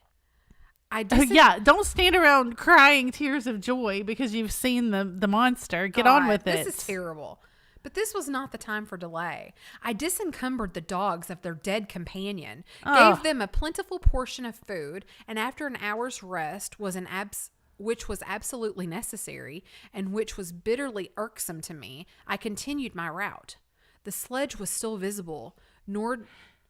Why was that necessary to kill the dog? Well, he didn't. The dog was dead. I know, but I mean, why is it necessary in the story to have the dog die? I guess to display how absolutely horrible it is out there. I'm so sorry to interrupt you, but this is brilliant. Jamie says she's added to my fantasy dinner party. Isn't that great? You know how you always have to answer that dumb question? Yeah. Like, people think they're so smart when they ask you, what person would you like, dead or alive, would you like to have dinner with? Mary Shelley. Mary Shelley, man. Yeah. Yeah. Okay. The sledge was still visible, nor did I again lose sight of it, except at the moments when for a short time some ice rock concealed it with its intervening crags. I indeed perceptibly gained on it, and when, after nearly 2 days' journey, I beheld my enemy at no more than a mile distant, my heart bounded within me. Well, how far away was he when he saw him? Well, I mean, you can see Dang. really far across those icy Yeah, plains. I guess. But now, when I appeared almost within a grasp of my foe, my hopes were suddenly extinguished, and I lost all trace of him more utterly than I had ever done before. Oh, no. A ground sea was heard. Now what? A ground sea was heard. The thunder of its progress as the waters rolled and swelled beneath me became every moment more ominous and terrific. I pressed on, but in vain. The wind arose and the sea roared, and with the mighty shock of an earthquake it split and cracked with a tremendous and overwhelming sound. The work was soon finished. In a few minutes, a tumultuous sea rolled between me and my enemy. Uh-oh. And I was left drifting on a scattered piece of ice was continually lessening and thus preparing me for a hideous death. Just when you think things can't get worse. In this manner, many appalling hours passed. Several of my dogs died. Oh. And I myself was about to sink under the accumulation of distress when I saw your vessel riding at anchor and holding forth to me hopes of succor and life. I had no conception that vessels ever came so far north and was astounded at the sight. I quickly destroyed part of my sledge to construct oars, and by these means was enabled with infinite fatigue to move my ice raft in the direction of your ship. I had determined, if you were going southward, still to trust myself to the mercy of the seas rather than abandon my purpose.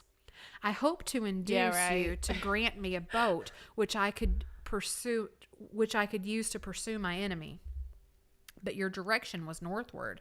You took me on board when my vigor was exhausted, and I should soon have sunk under my multiplied hardships into a death which I still dread, for my task is unfulfilled. Oh, when will my gilding spirit in conducting me to the demon allow me to rest I so much desire? Or must I die and yet he live? If I do, swear to me, Walton, that he shall not escape, that you will seek him and satisfy my vengeance in his death. What does Walton care about that? Yeah, really. He's like, Oh, okay, whatever. I didn't ask for this. And do I dare ask of you to undertake my pilgrimage? No. To endure the hardships that I have undergone? No, I am not so selfish. Yet when I am dead, if he should appear, if the ministries of vengeance should conduct him to you, swear that he will not live. Swear that he will not triumph over my accumulated woes and survive to add to the list of his dark crimes. He is eloquent and persuasive. And once his words had even power over my heart. But trust him not. His soul is as hellish as his form, full of treachery and fiend-like malice. Hear him not.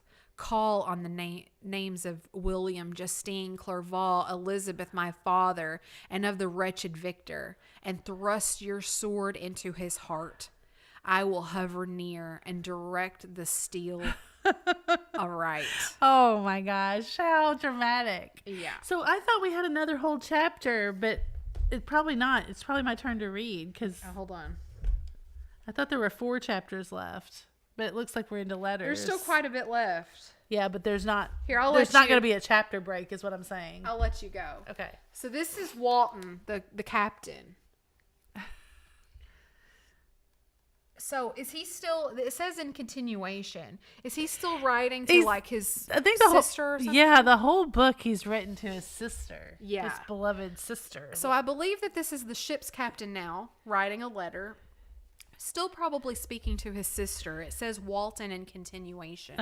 August the 26th, 17 whatever. 17 something. You have read the strange and terrific story, Margaret, and do you not feel your blood congeal with horror? Margaret is the ship captain's sister who he's writing to. Like that which even now curdles mine. Sometimes, seized with sudden agony, he could not continue his tale. He's talking about Victor. At others, his voice broken, yet piercing, uttered with difficulty the words so replete with anguish. His fine and lovely eyes were now lighted up with indignation, now subdued to downcast sorrow, and quenched in infinite wretchedness. Sometimes he commanded his countenance, drink everybody, and tones, and related the most horrible incidents with a tranquil voice, suppressing every mark of agitation. Then, like a volcano bursting forth, his face would suddenly change to an expression of the wildest rage as he shrieked out imprecations on his persecutor. His tale is connected and told with an appearance of the simplest truth. Yet I own to you that the letters of Felix and Safie, which he showed me, and the apparition of the monster seen from our ship, brought to me a greater conviction of the truth of his narrative than his asseverations. So he believes him. However earnest and connected. Such a monster has, then, real existence. I cannot doubt it, yet I am lost in surprise and admiration. Sometimes I endeavored to gain from Frankenstein the particulars of his creature's formation, but on this point he was impenetrable. Yeah, he's like, I'm not going to tell you how I did it. Are you mad, my friend? Said he. Or whither does your senseless curiosity lead you? Would you also create for yourself and the world a demoniacal enemy? Yeah, and if I did, I would take care of him and be his friend. Peace, peace, learn my miseries and do not seek to increase your own.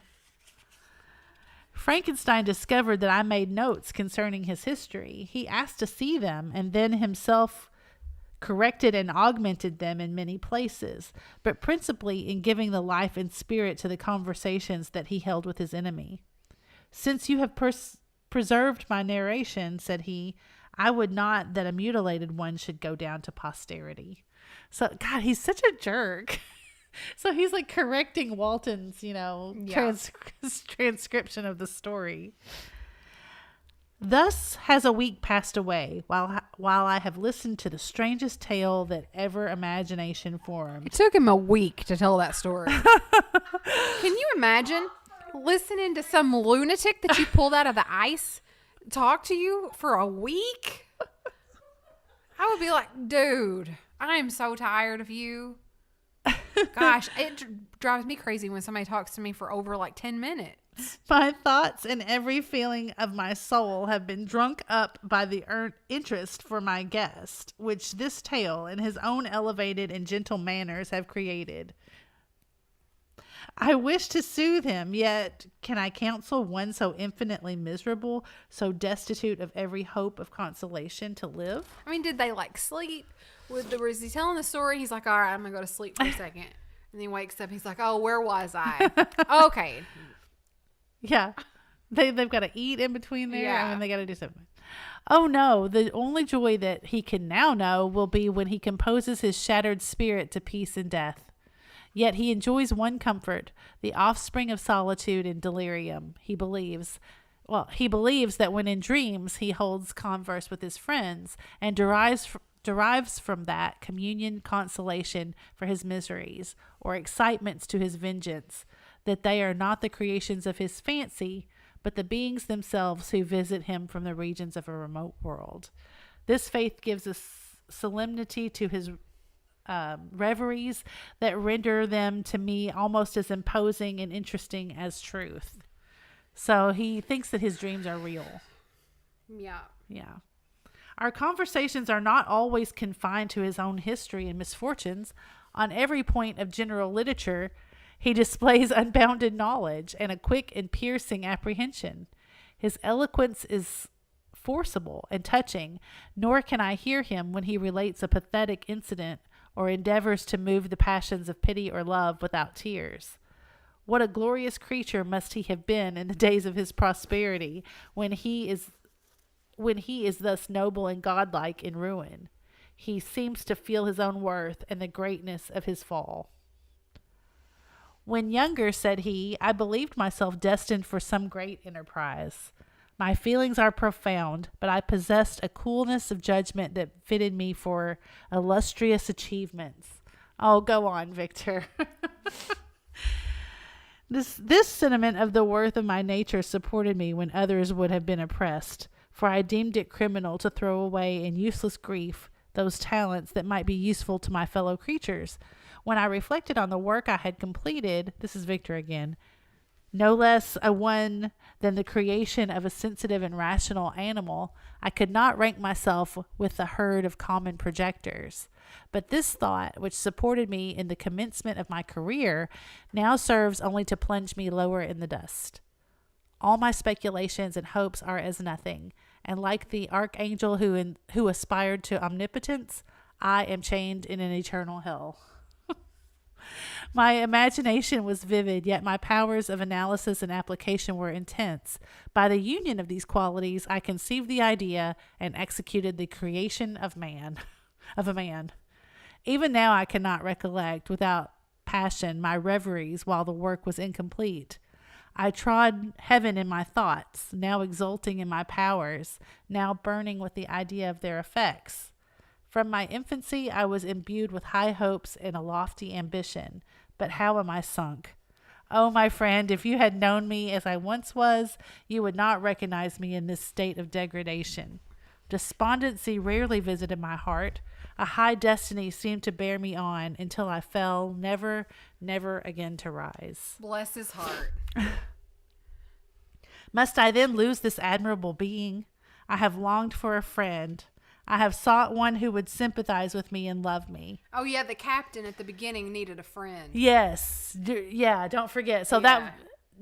that little paragraph was Victor, but it's the captain that's talking right now. Yeah. Yeah, must I then lose this admirable being? I have longed for a friend. I have sought one who would sympathize with and love me. Behold, on these desert seas I have found such a one. But I fear I have gained him only to know his value and lose him. I would reconcile him to life, but he repulses the idea. I thank you, Walton, he said, for your kind intentions towards so miserable a wretch. But when you speak of new ties and fresh affections, think you that any can replace those who are gone? Can any man be to me as Clerval was?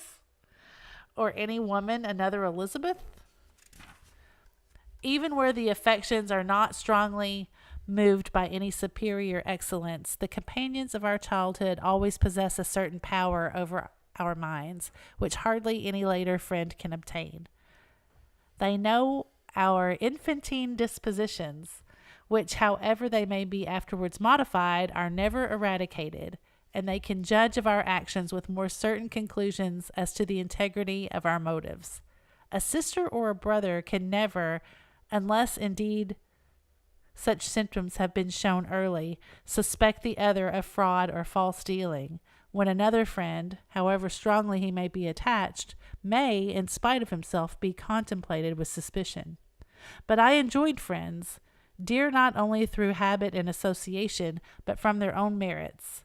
And wherever I am, the soothing voice of my Elizabeth and the conversation of Clerval will be ever whispered in my ear. They are dead, but one feeling in such a solitude can persuade me to preserve my life. If I were engaged in any high undertaking or design, fraught with extensive utility to my fellow creatures, then could I live to fulfill it. But such is not my destiny. I must pursue and destroy the being to whom I gave existence.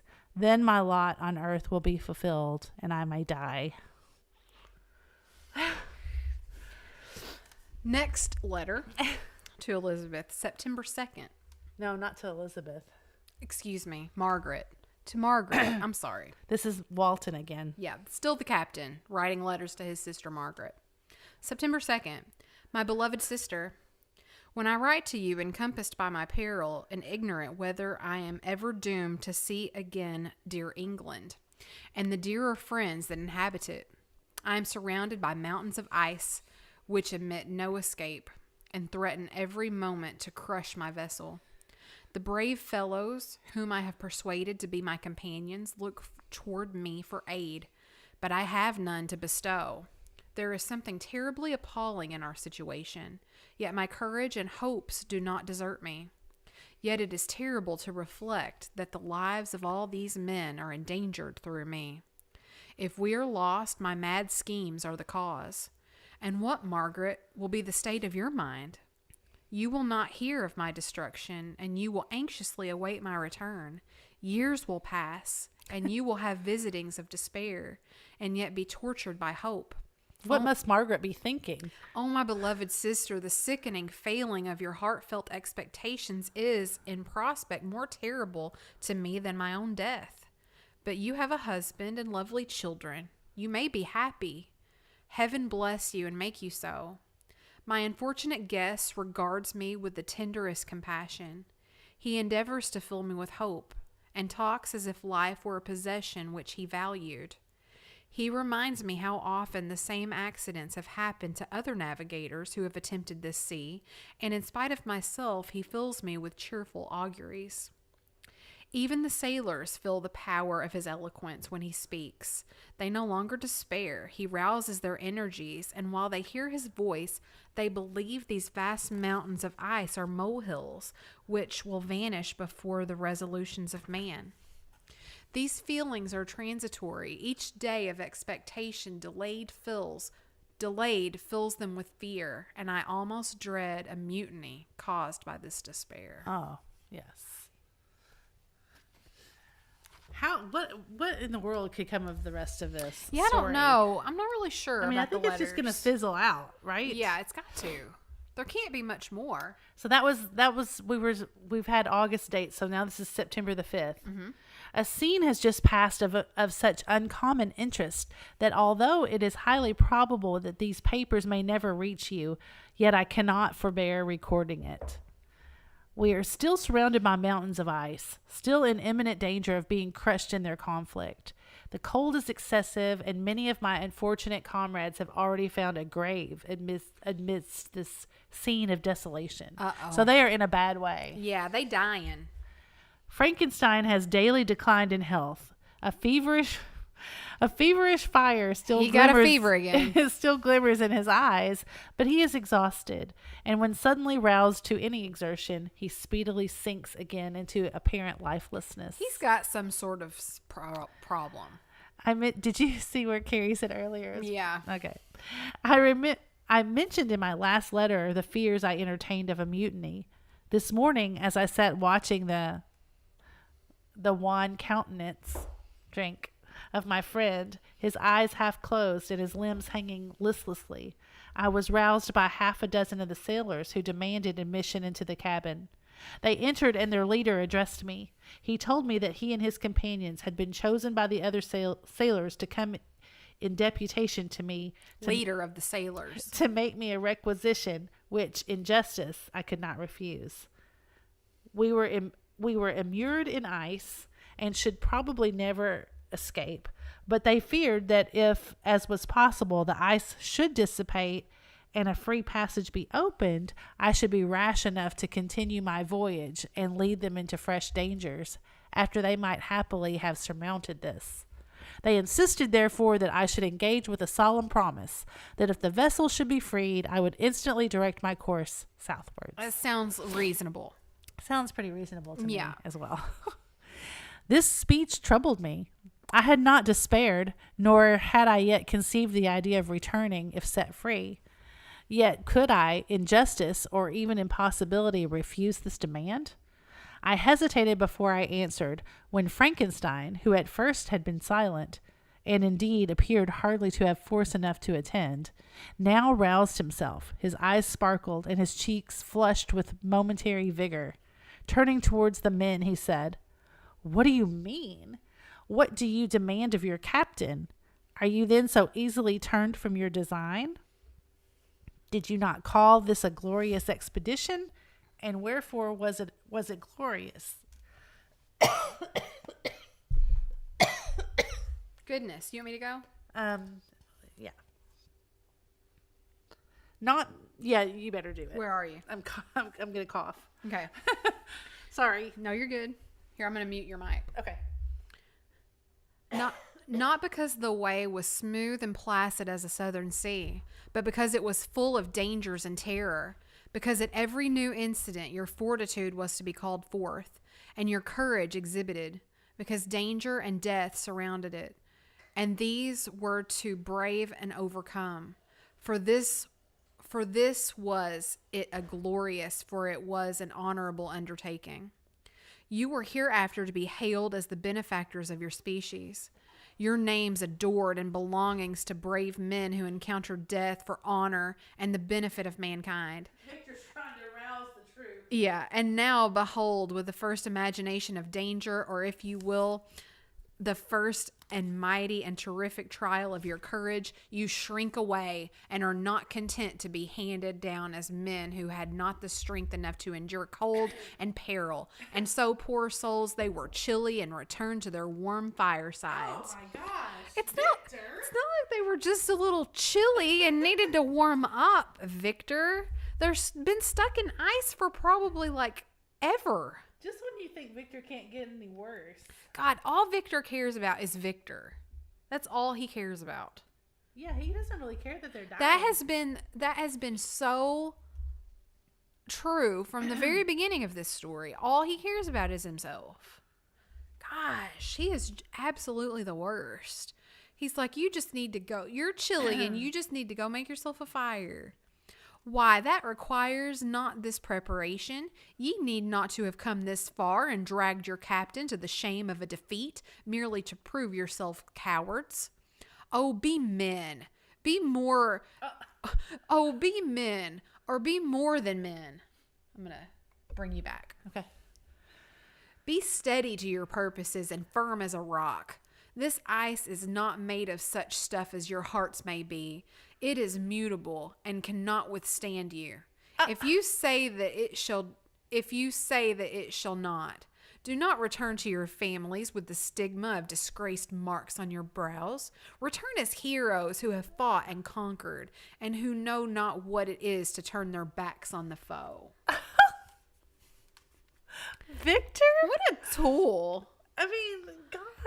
They're like dying. They're probably starving and He's freezing the one to that death. like faints at the drop of a hat, and Yeah, you know, Brenda's like, that made me laugh. He's telling them to be men. Yeah, exactly. When have you been a man this whole time? Oh my gosh. He spoke with a voice so modulated to the different feelings expressed in his speech, with an eye so full of lofty design and heroism, that you can wonder that these men were moved. Yeah. They looked at one another and were unable to reply.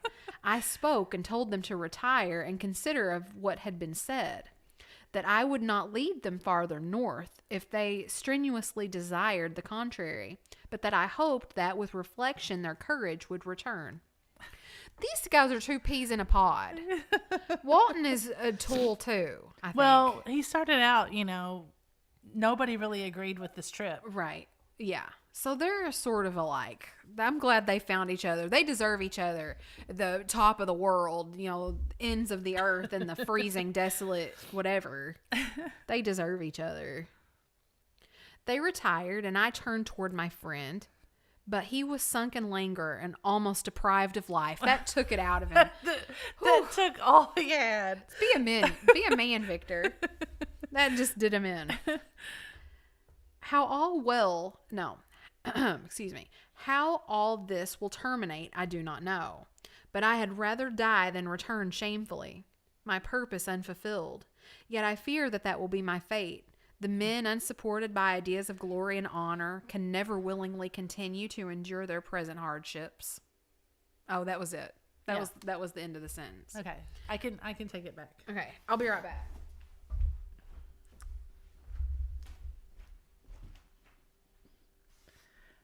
Okay.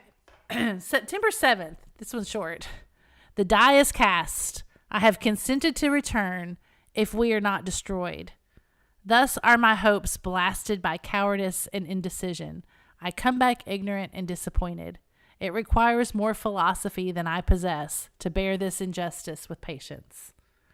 So he's like, okay, they win. I have, decided that if we survive this, we're going to come home.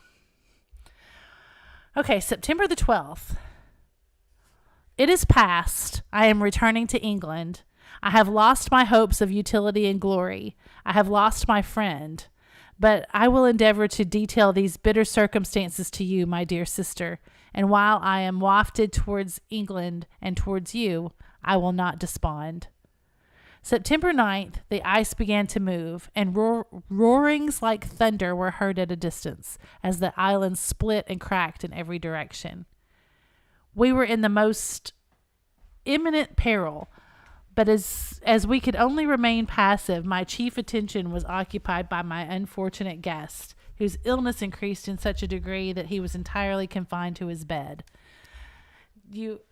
He's telling Margaret that they've decided to come home. He's promised that if they are to survive this, that they're headed home. So the crew thought about it and they were like, we want to get out of here. Yeah. Okay, good. Yeah. Good job, crew. Victor's on the brink of death, and of course, yes, and the ice is starting to move. I would just like to say that we have 45 people watching, and we have 41 thumbs up. Hey, that's nice. That's like our best percentage that's ever happened. I think we are small, but a mighty group here. Yeah, yeah. We've got a small and loyal following.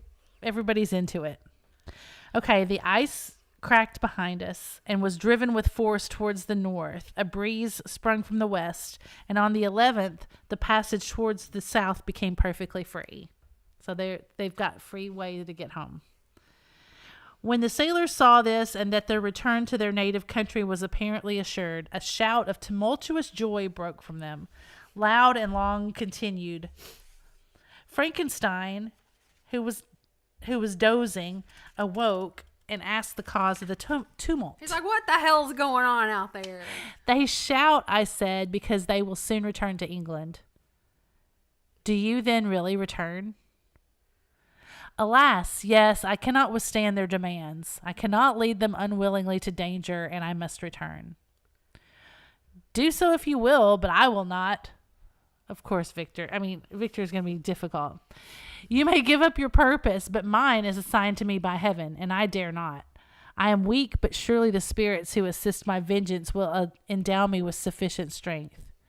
Saying this, he endeavored to spring from the bed, but the exertion was too great for him, and he fell back and fainted. He fell back and fainted and got another fever. It was long before he was restored, and I often thought that life was entirely extinct, so they thought he was dead. Yeah. At length he opened his eyes. He breathed with difficulty and was unable to speak. The surgeon gave him a composing draught and ordered us to leave him undisturbed. In the meantime, he told me that my friend had certainly not many hours to live. His sentence was pronounced, and I could only grieve and be patient. I sat by his bed watching him. His eyes were closed, and I thought he slept, but presently he called to me in a feeble voice, and bidding me come near, said, "Alas, the strength I relied on is gone. I feel that I shall soon die, and he, my enemy and my persecutor, may still be in being. Think not, Walton, that in the last moments of my existence I feel that burning hatred and ardent desire of revenge I once expressed, but I feel myself justified in desiring the death of my adversary. During these last days I have been occupied in examining my past conduct, nor do I find it blamable. In a fit of enthusiastic madness, I created a rational creature and was bound towards him to assure, as far as was in my power, his happiness and well-being. This was my duty, but there was another still paramount to that. My duties towards the beings of my own species had greater claims to my attention, because they included a greater proportion of happiness or misery. Urged by this view, I refused, and I did right in refusing, to create a companion for the first creature. He showed unparalleled malignity and selfishness and evil. He destroyed my friends. He devoted to destruction beings who possessed exquisite sensations, happiness, and wisdom. This is bullshit. Nor do I know where this thirst for vengeance may end. My dog is not my species, but I give her more care and affection than people. I like her more than most people. Miserable himself, that he may render no other wretched, he ought to die. The task of his destructions was mine, but I have failed. When actuated by selfish and vicious motives, I asked you to undertake my unfinished work, and I renew this request now, when I am only induced by reason and virtue. So he's like, I'm going to ask you again. It's like blaming pit bulls who are abused and trained. Yeah. I've said this. Uh-huh. It's like saying that they're bad dogs and they should be killed when they bite their owners. Yep. You can't blame a dog that bites on the dog because the owner didn't do it a good service. We had this conversation, and I said, but you still have to put the dog down. Yeah. Oh. Yet I cannot ask you to renounce your country and friends to fulfill this task, and now that you are returning to England, you will have little chance of meeting with him. But the consideration of these points, and the well-balancing of what you may esteem your duties, I leave to you.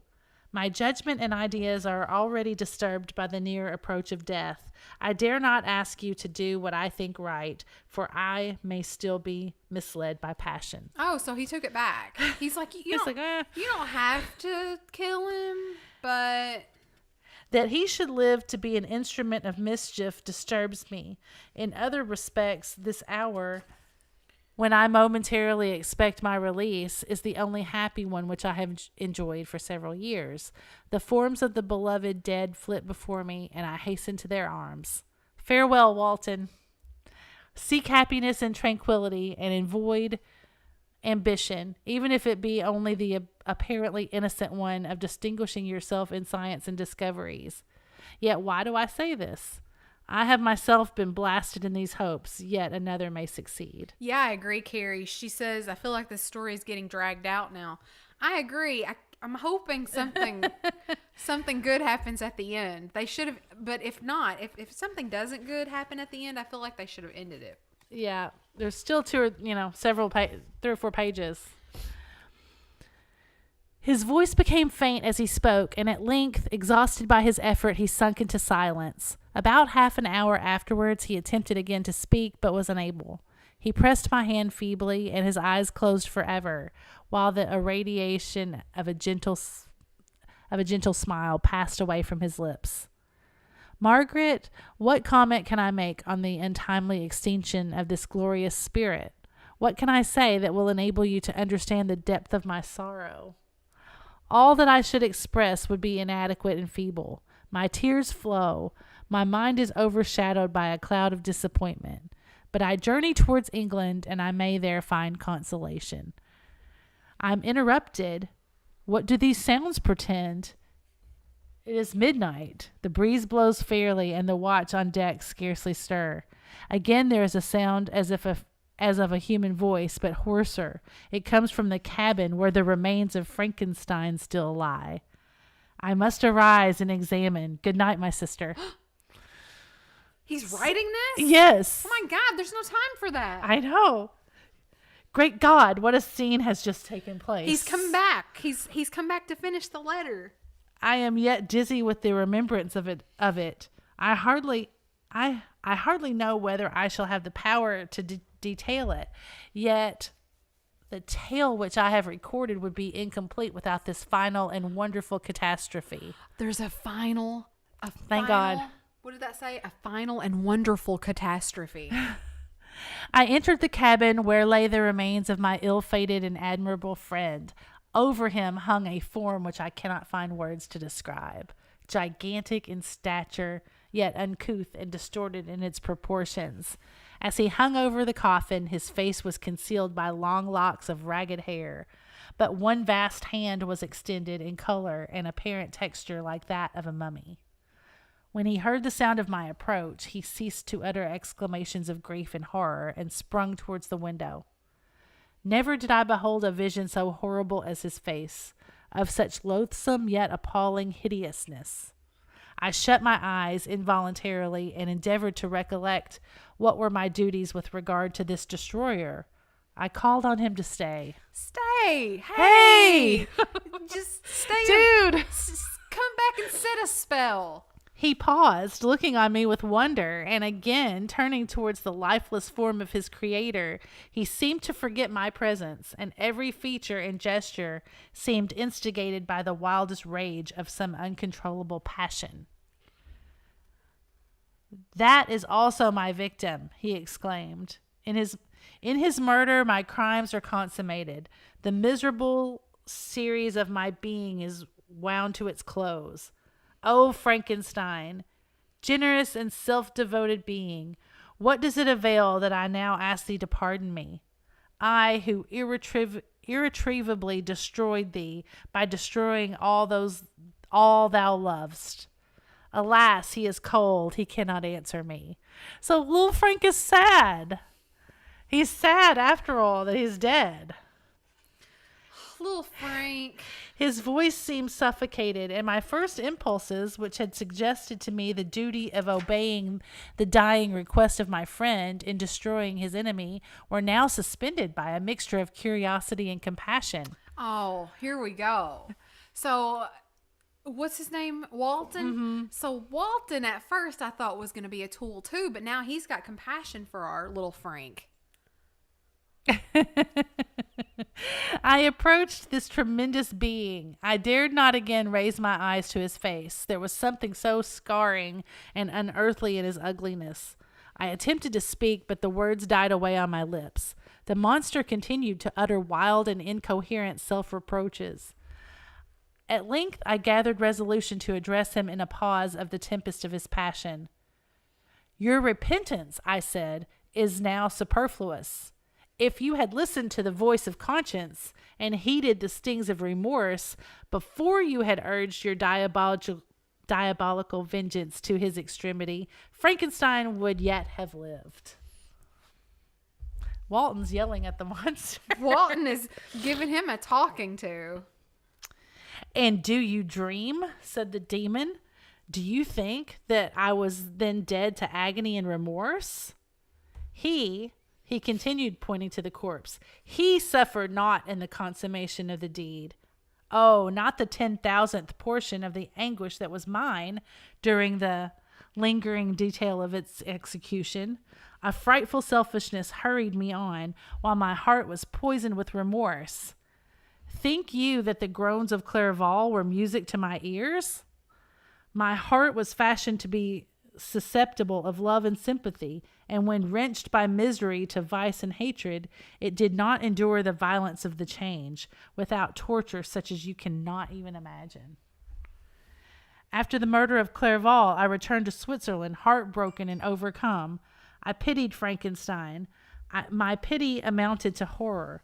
I abhorred myself. Oh, he felt bad. But when I discovered that he, the author at once of my existence and of its unspeakable torments, dared to hope for happiness, that while he accumulated wretchedness and despair upon me, he sought his own enjoyment in feelings and passions from the indulgence of which I was forever barred, then impotent envy and bitter indignation filled me with an insatiable thirst for vengeance. I recollected my threat and resolved that it should be accomplished. I knew that I was preparing for myself in deadly torture, but I was the slave, not the master, of an impulse which I detested, yet could not disobey. Yet when she died, nay, then I was not miserable. I had cast off all feeling, subdued all anguish, to riot in the excess of my despair.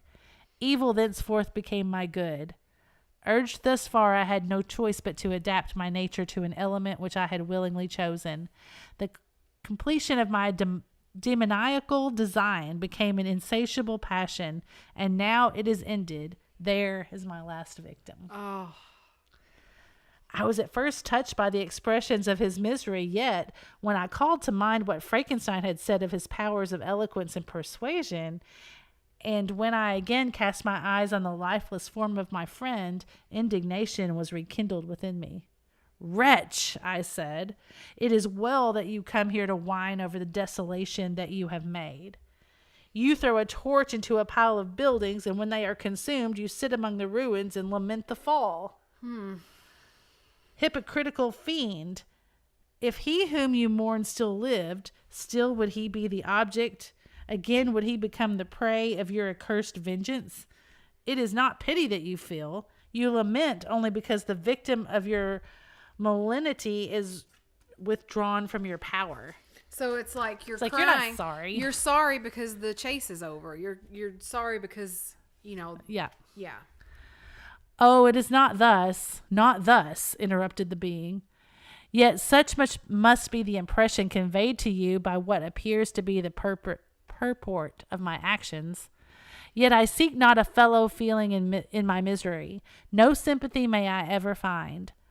When I first sought it, it was the love of virtue, the feelings of happiness and affection with which my whole being overflowed, that I wished to be participated. But now that virtue has become to me a shadow, and that happiness and affection are turned into bitter and loathing despair, in what should I seek for sympathy?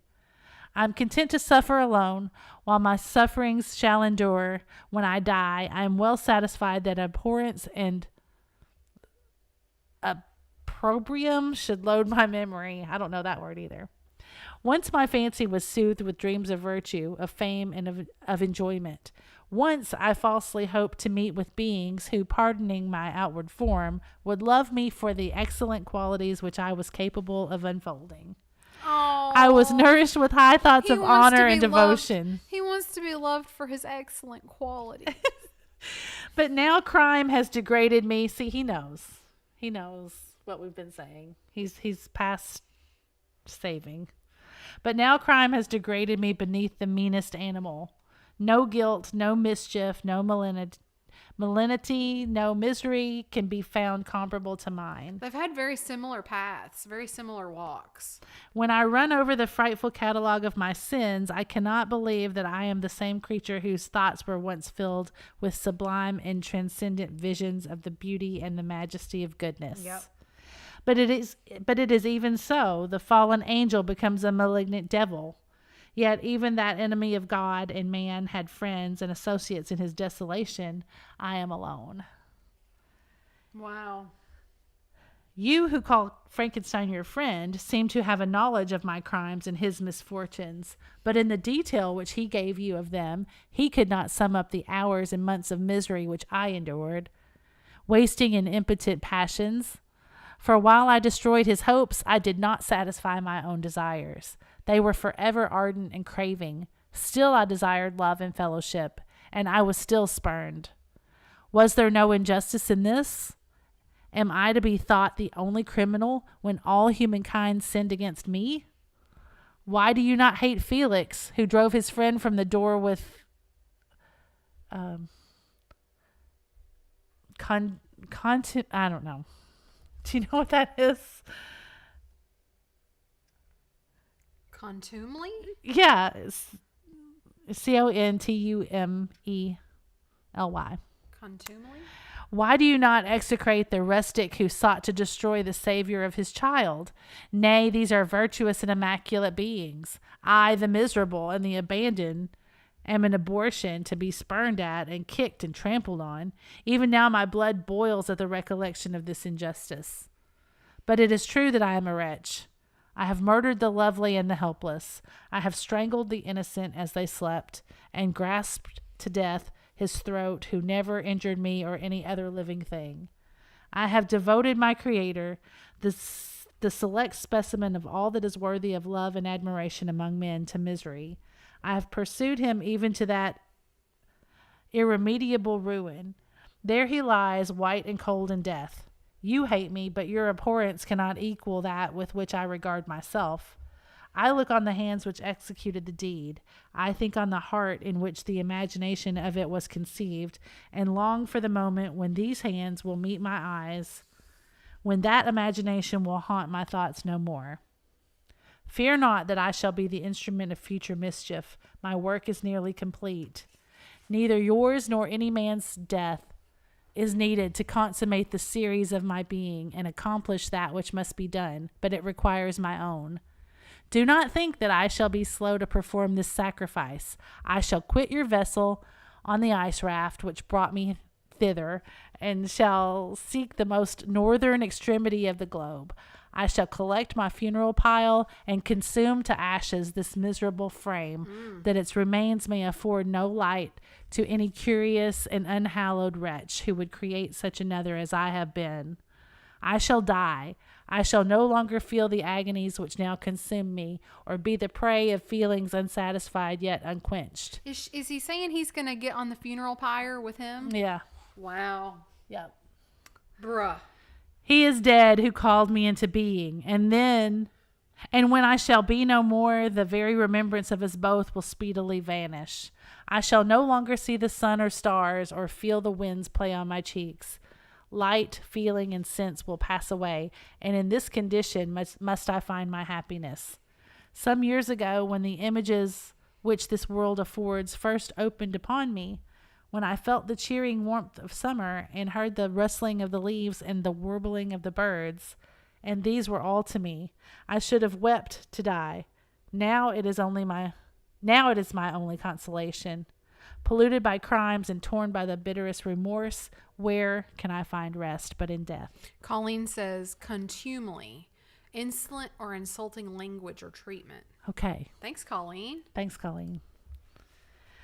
Farewell, I leave you, and in you the last of humankind whom these eyes will ever behold.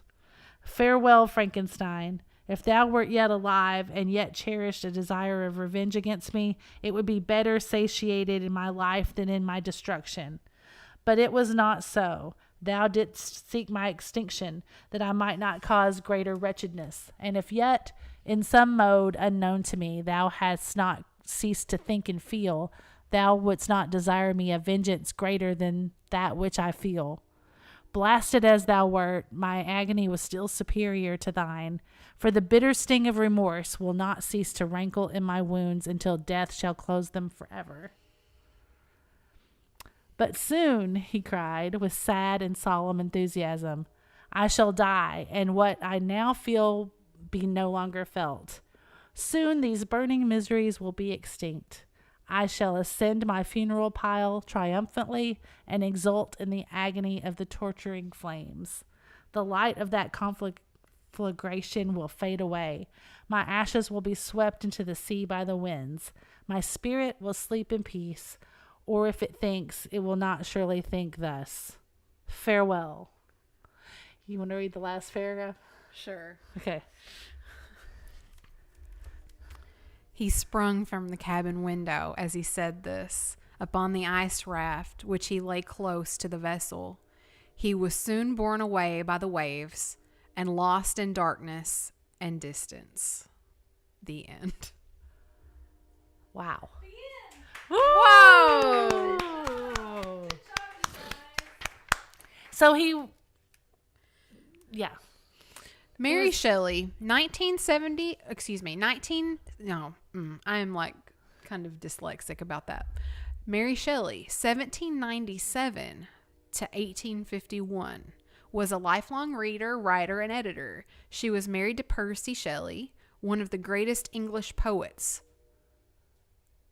I feel like they should have said, Mary Shelley, one of the greatest novelists, was married to Percy Shelley. Through her husband, Mary Shelley met the poet Lord Byron. When she and her family spent the summer in Switzerland with Lord Byron, he challenged the company to compose their own ghost stories. The result was Frankenstein, an enduring classic that defined the horror genre. Very nice. Time to throw the book out the window. Y'all, we did it. We did it. We completed the book. Everybody, we finished. Y'all, we're so glad that everybody has gone on this journey with us. Those of you who are still here, 43 of you have been here for the ending. That is so awesome. Good job, everybody. Notice in the romantic spirit, they ended with him just kind of fading off into the distance. They didn't really describe exactly what he did or how he died. So, what's his name? Walton is still with us. Yep. We don't know if little Frank burned himself. Little Frank may still be out there, and Ernest is still out there. Yeah. So we still have Ernest to carry on the family legacy. You want to write a fan fiction sequel? Maybe. Maybe. If anybody wants to write a fan fiction sequel, we will read it. Yeah, we will. Guys, that was so much fun. It was so much fun. Yeah. It was way more fun than I thought. Me too. Because I thought we were going to have to, if something from way back then was going to be really boring. Yeah. And I have to say that the book was much better than I expected. Much better. I think it's still not people's favorite from what I've gathered. Like, sure. I think even people that teach it and stuff like that, they're like, it's not the best book in the world. But I thought it was really good. I thought it was good. I did too. Guys, we are so thankful that you have gone on this journey with us. We will have to let you know that we are not going to be doing any podcasting any longer for the month of December. We will be back in January, but we are taking off the month of December. Tomorrow, we will be doing Flippin and Sippin. So we will have a Flippin and Sippin tomorrow. It'll be the last one of the year. And then we're taking... Yeah, even though that's December the 2nd. Right. We're kind of like... It's sort of still November. November was this week. So we're going to have one more Flippin' and Sippin'. Spoiler alert, we might be decoupaging. Yeah, we're probably not and having fun. We're probably not going to sell anything. Yeah. It'll be more of a drinking and art event. Yes. Yeah. That sounds great. Guys, we love everybody that's here. You guys are awesome. You guys are awesome. Mary Beth's going to make us some merch. So stay tuned for that. Oh, yeah. I'm hoping that they write me back to let me know what was really the problem. It was either the font. Maybe I used a font that was not... I mean, I really think that the email said YouTube in it somewhere. Well, I said that. I said, is this why? Oh. That was me. I'm sorry. Good job, Laura. Sorry. Colleen, tomorrow, no games? Yeah, maybe. Probably. I think we are going to decoupage and probably games and drinking. Yes. But no sale. We'll play a game. We can't end without a game of some sort. Of course. Yeah. It'll be fun for everybody. All right, everybody out there in podcast land, your job, what you need to do is come over to YouTube and subscribe to our channel. We hit 6,000 subscribers today. Yay for us. We're so excited. 6,000. So here's what you have to do, because anytime a YouTuber gets like an influx of subscribers, we were on Kat's channel the other day. the Nurse Flipper, and we got a bunch of subscribers from being on her channel because she's so sweet and asked her friends to subscribe to us. But anytime you get a major influx, you always lose a bunch too. So we're hoping to get over that 6,000 hump so that when we do lose, that we don't go back. You know, because that sucks. Right. Oh, that's right. Carrie said one step closer to the tattoo. I'm doing it at 10,000. Well, Getting a lobster at 10,000. let's Nikki's just do it anyway. getting the lobster. I'm getting the fat bird, and you What will I do? haven't just. What will I do? Maybe Little little Frank Frank. was here. Maybe Oh I'll do my little gosh, Frank was that's here. funny. That'd be great. All right, guys. Everybody out there in podcast land, thank you so much for following along. Make sure you follow the podcast. We will be back in January with something new.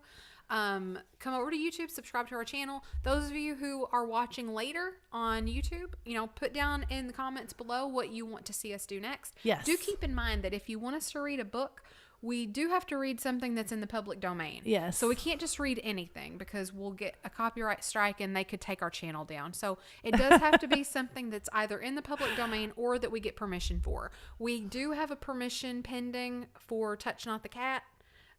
We've not heard back. So we're still waiting with our fingers crossed. Yeah, we'll see. We'll see. Anyway, we'll see you guys tomorrow night, 9:00 Central Standard Time, for Flippin and Sippin. And I hope that everybody has an awesome Friday. 50 thumbs up. Thanks, everybody. Right? That's pretty good. All right, everybody. Make sure you stay tuned to see what Fatbird finds next. Were you going to say something? I was going to try to think of something Victorian and romantic to say, but I can't. With your benevolent countenance. Exactly. Farewell. Fare thee well. Good night, everybody. Bye.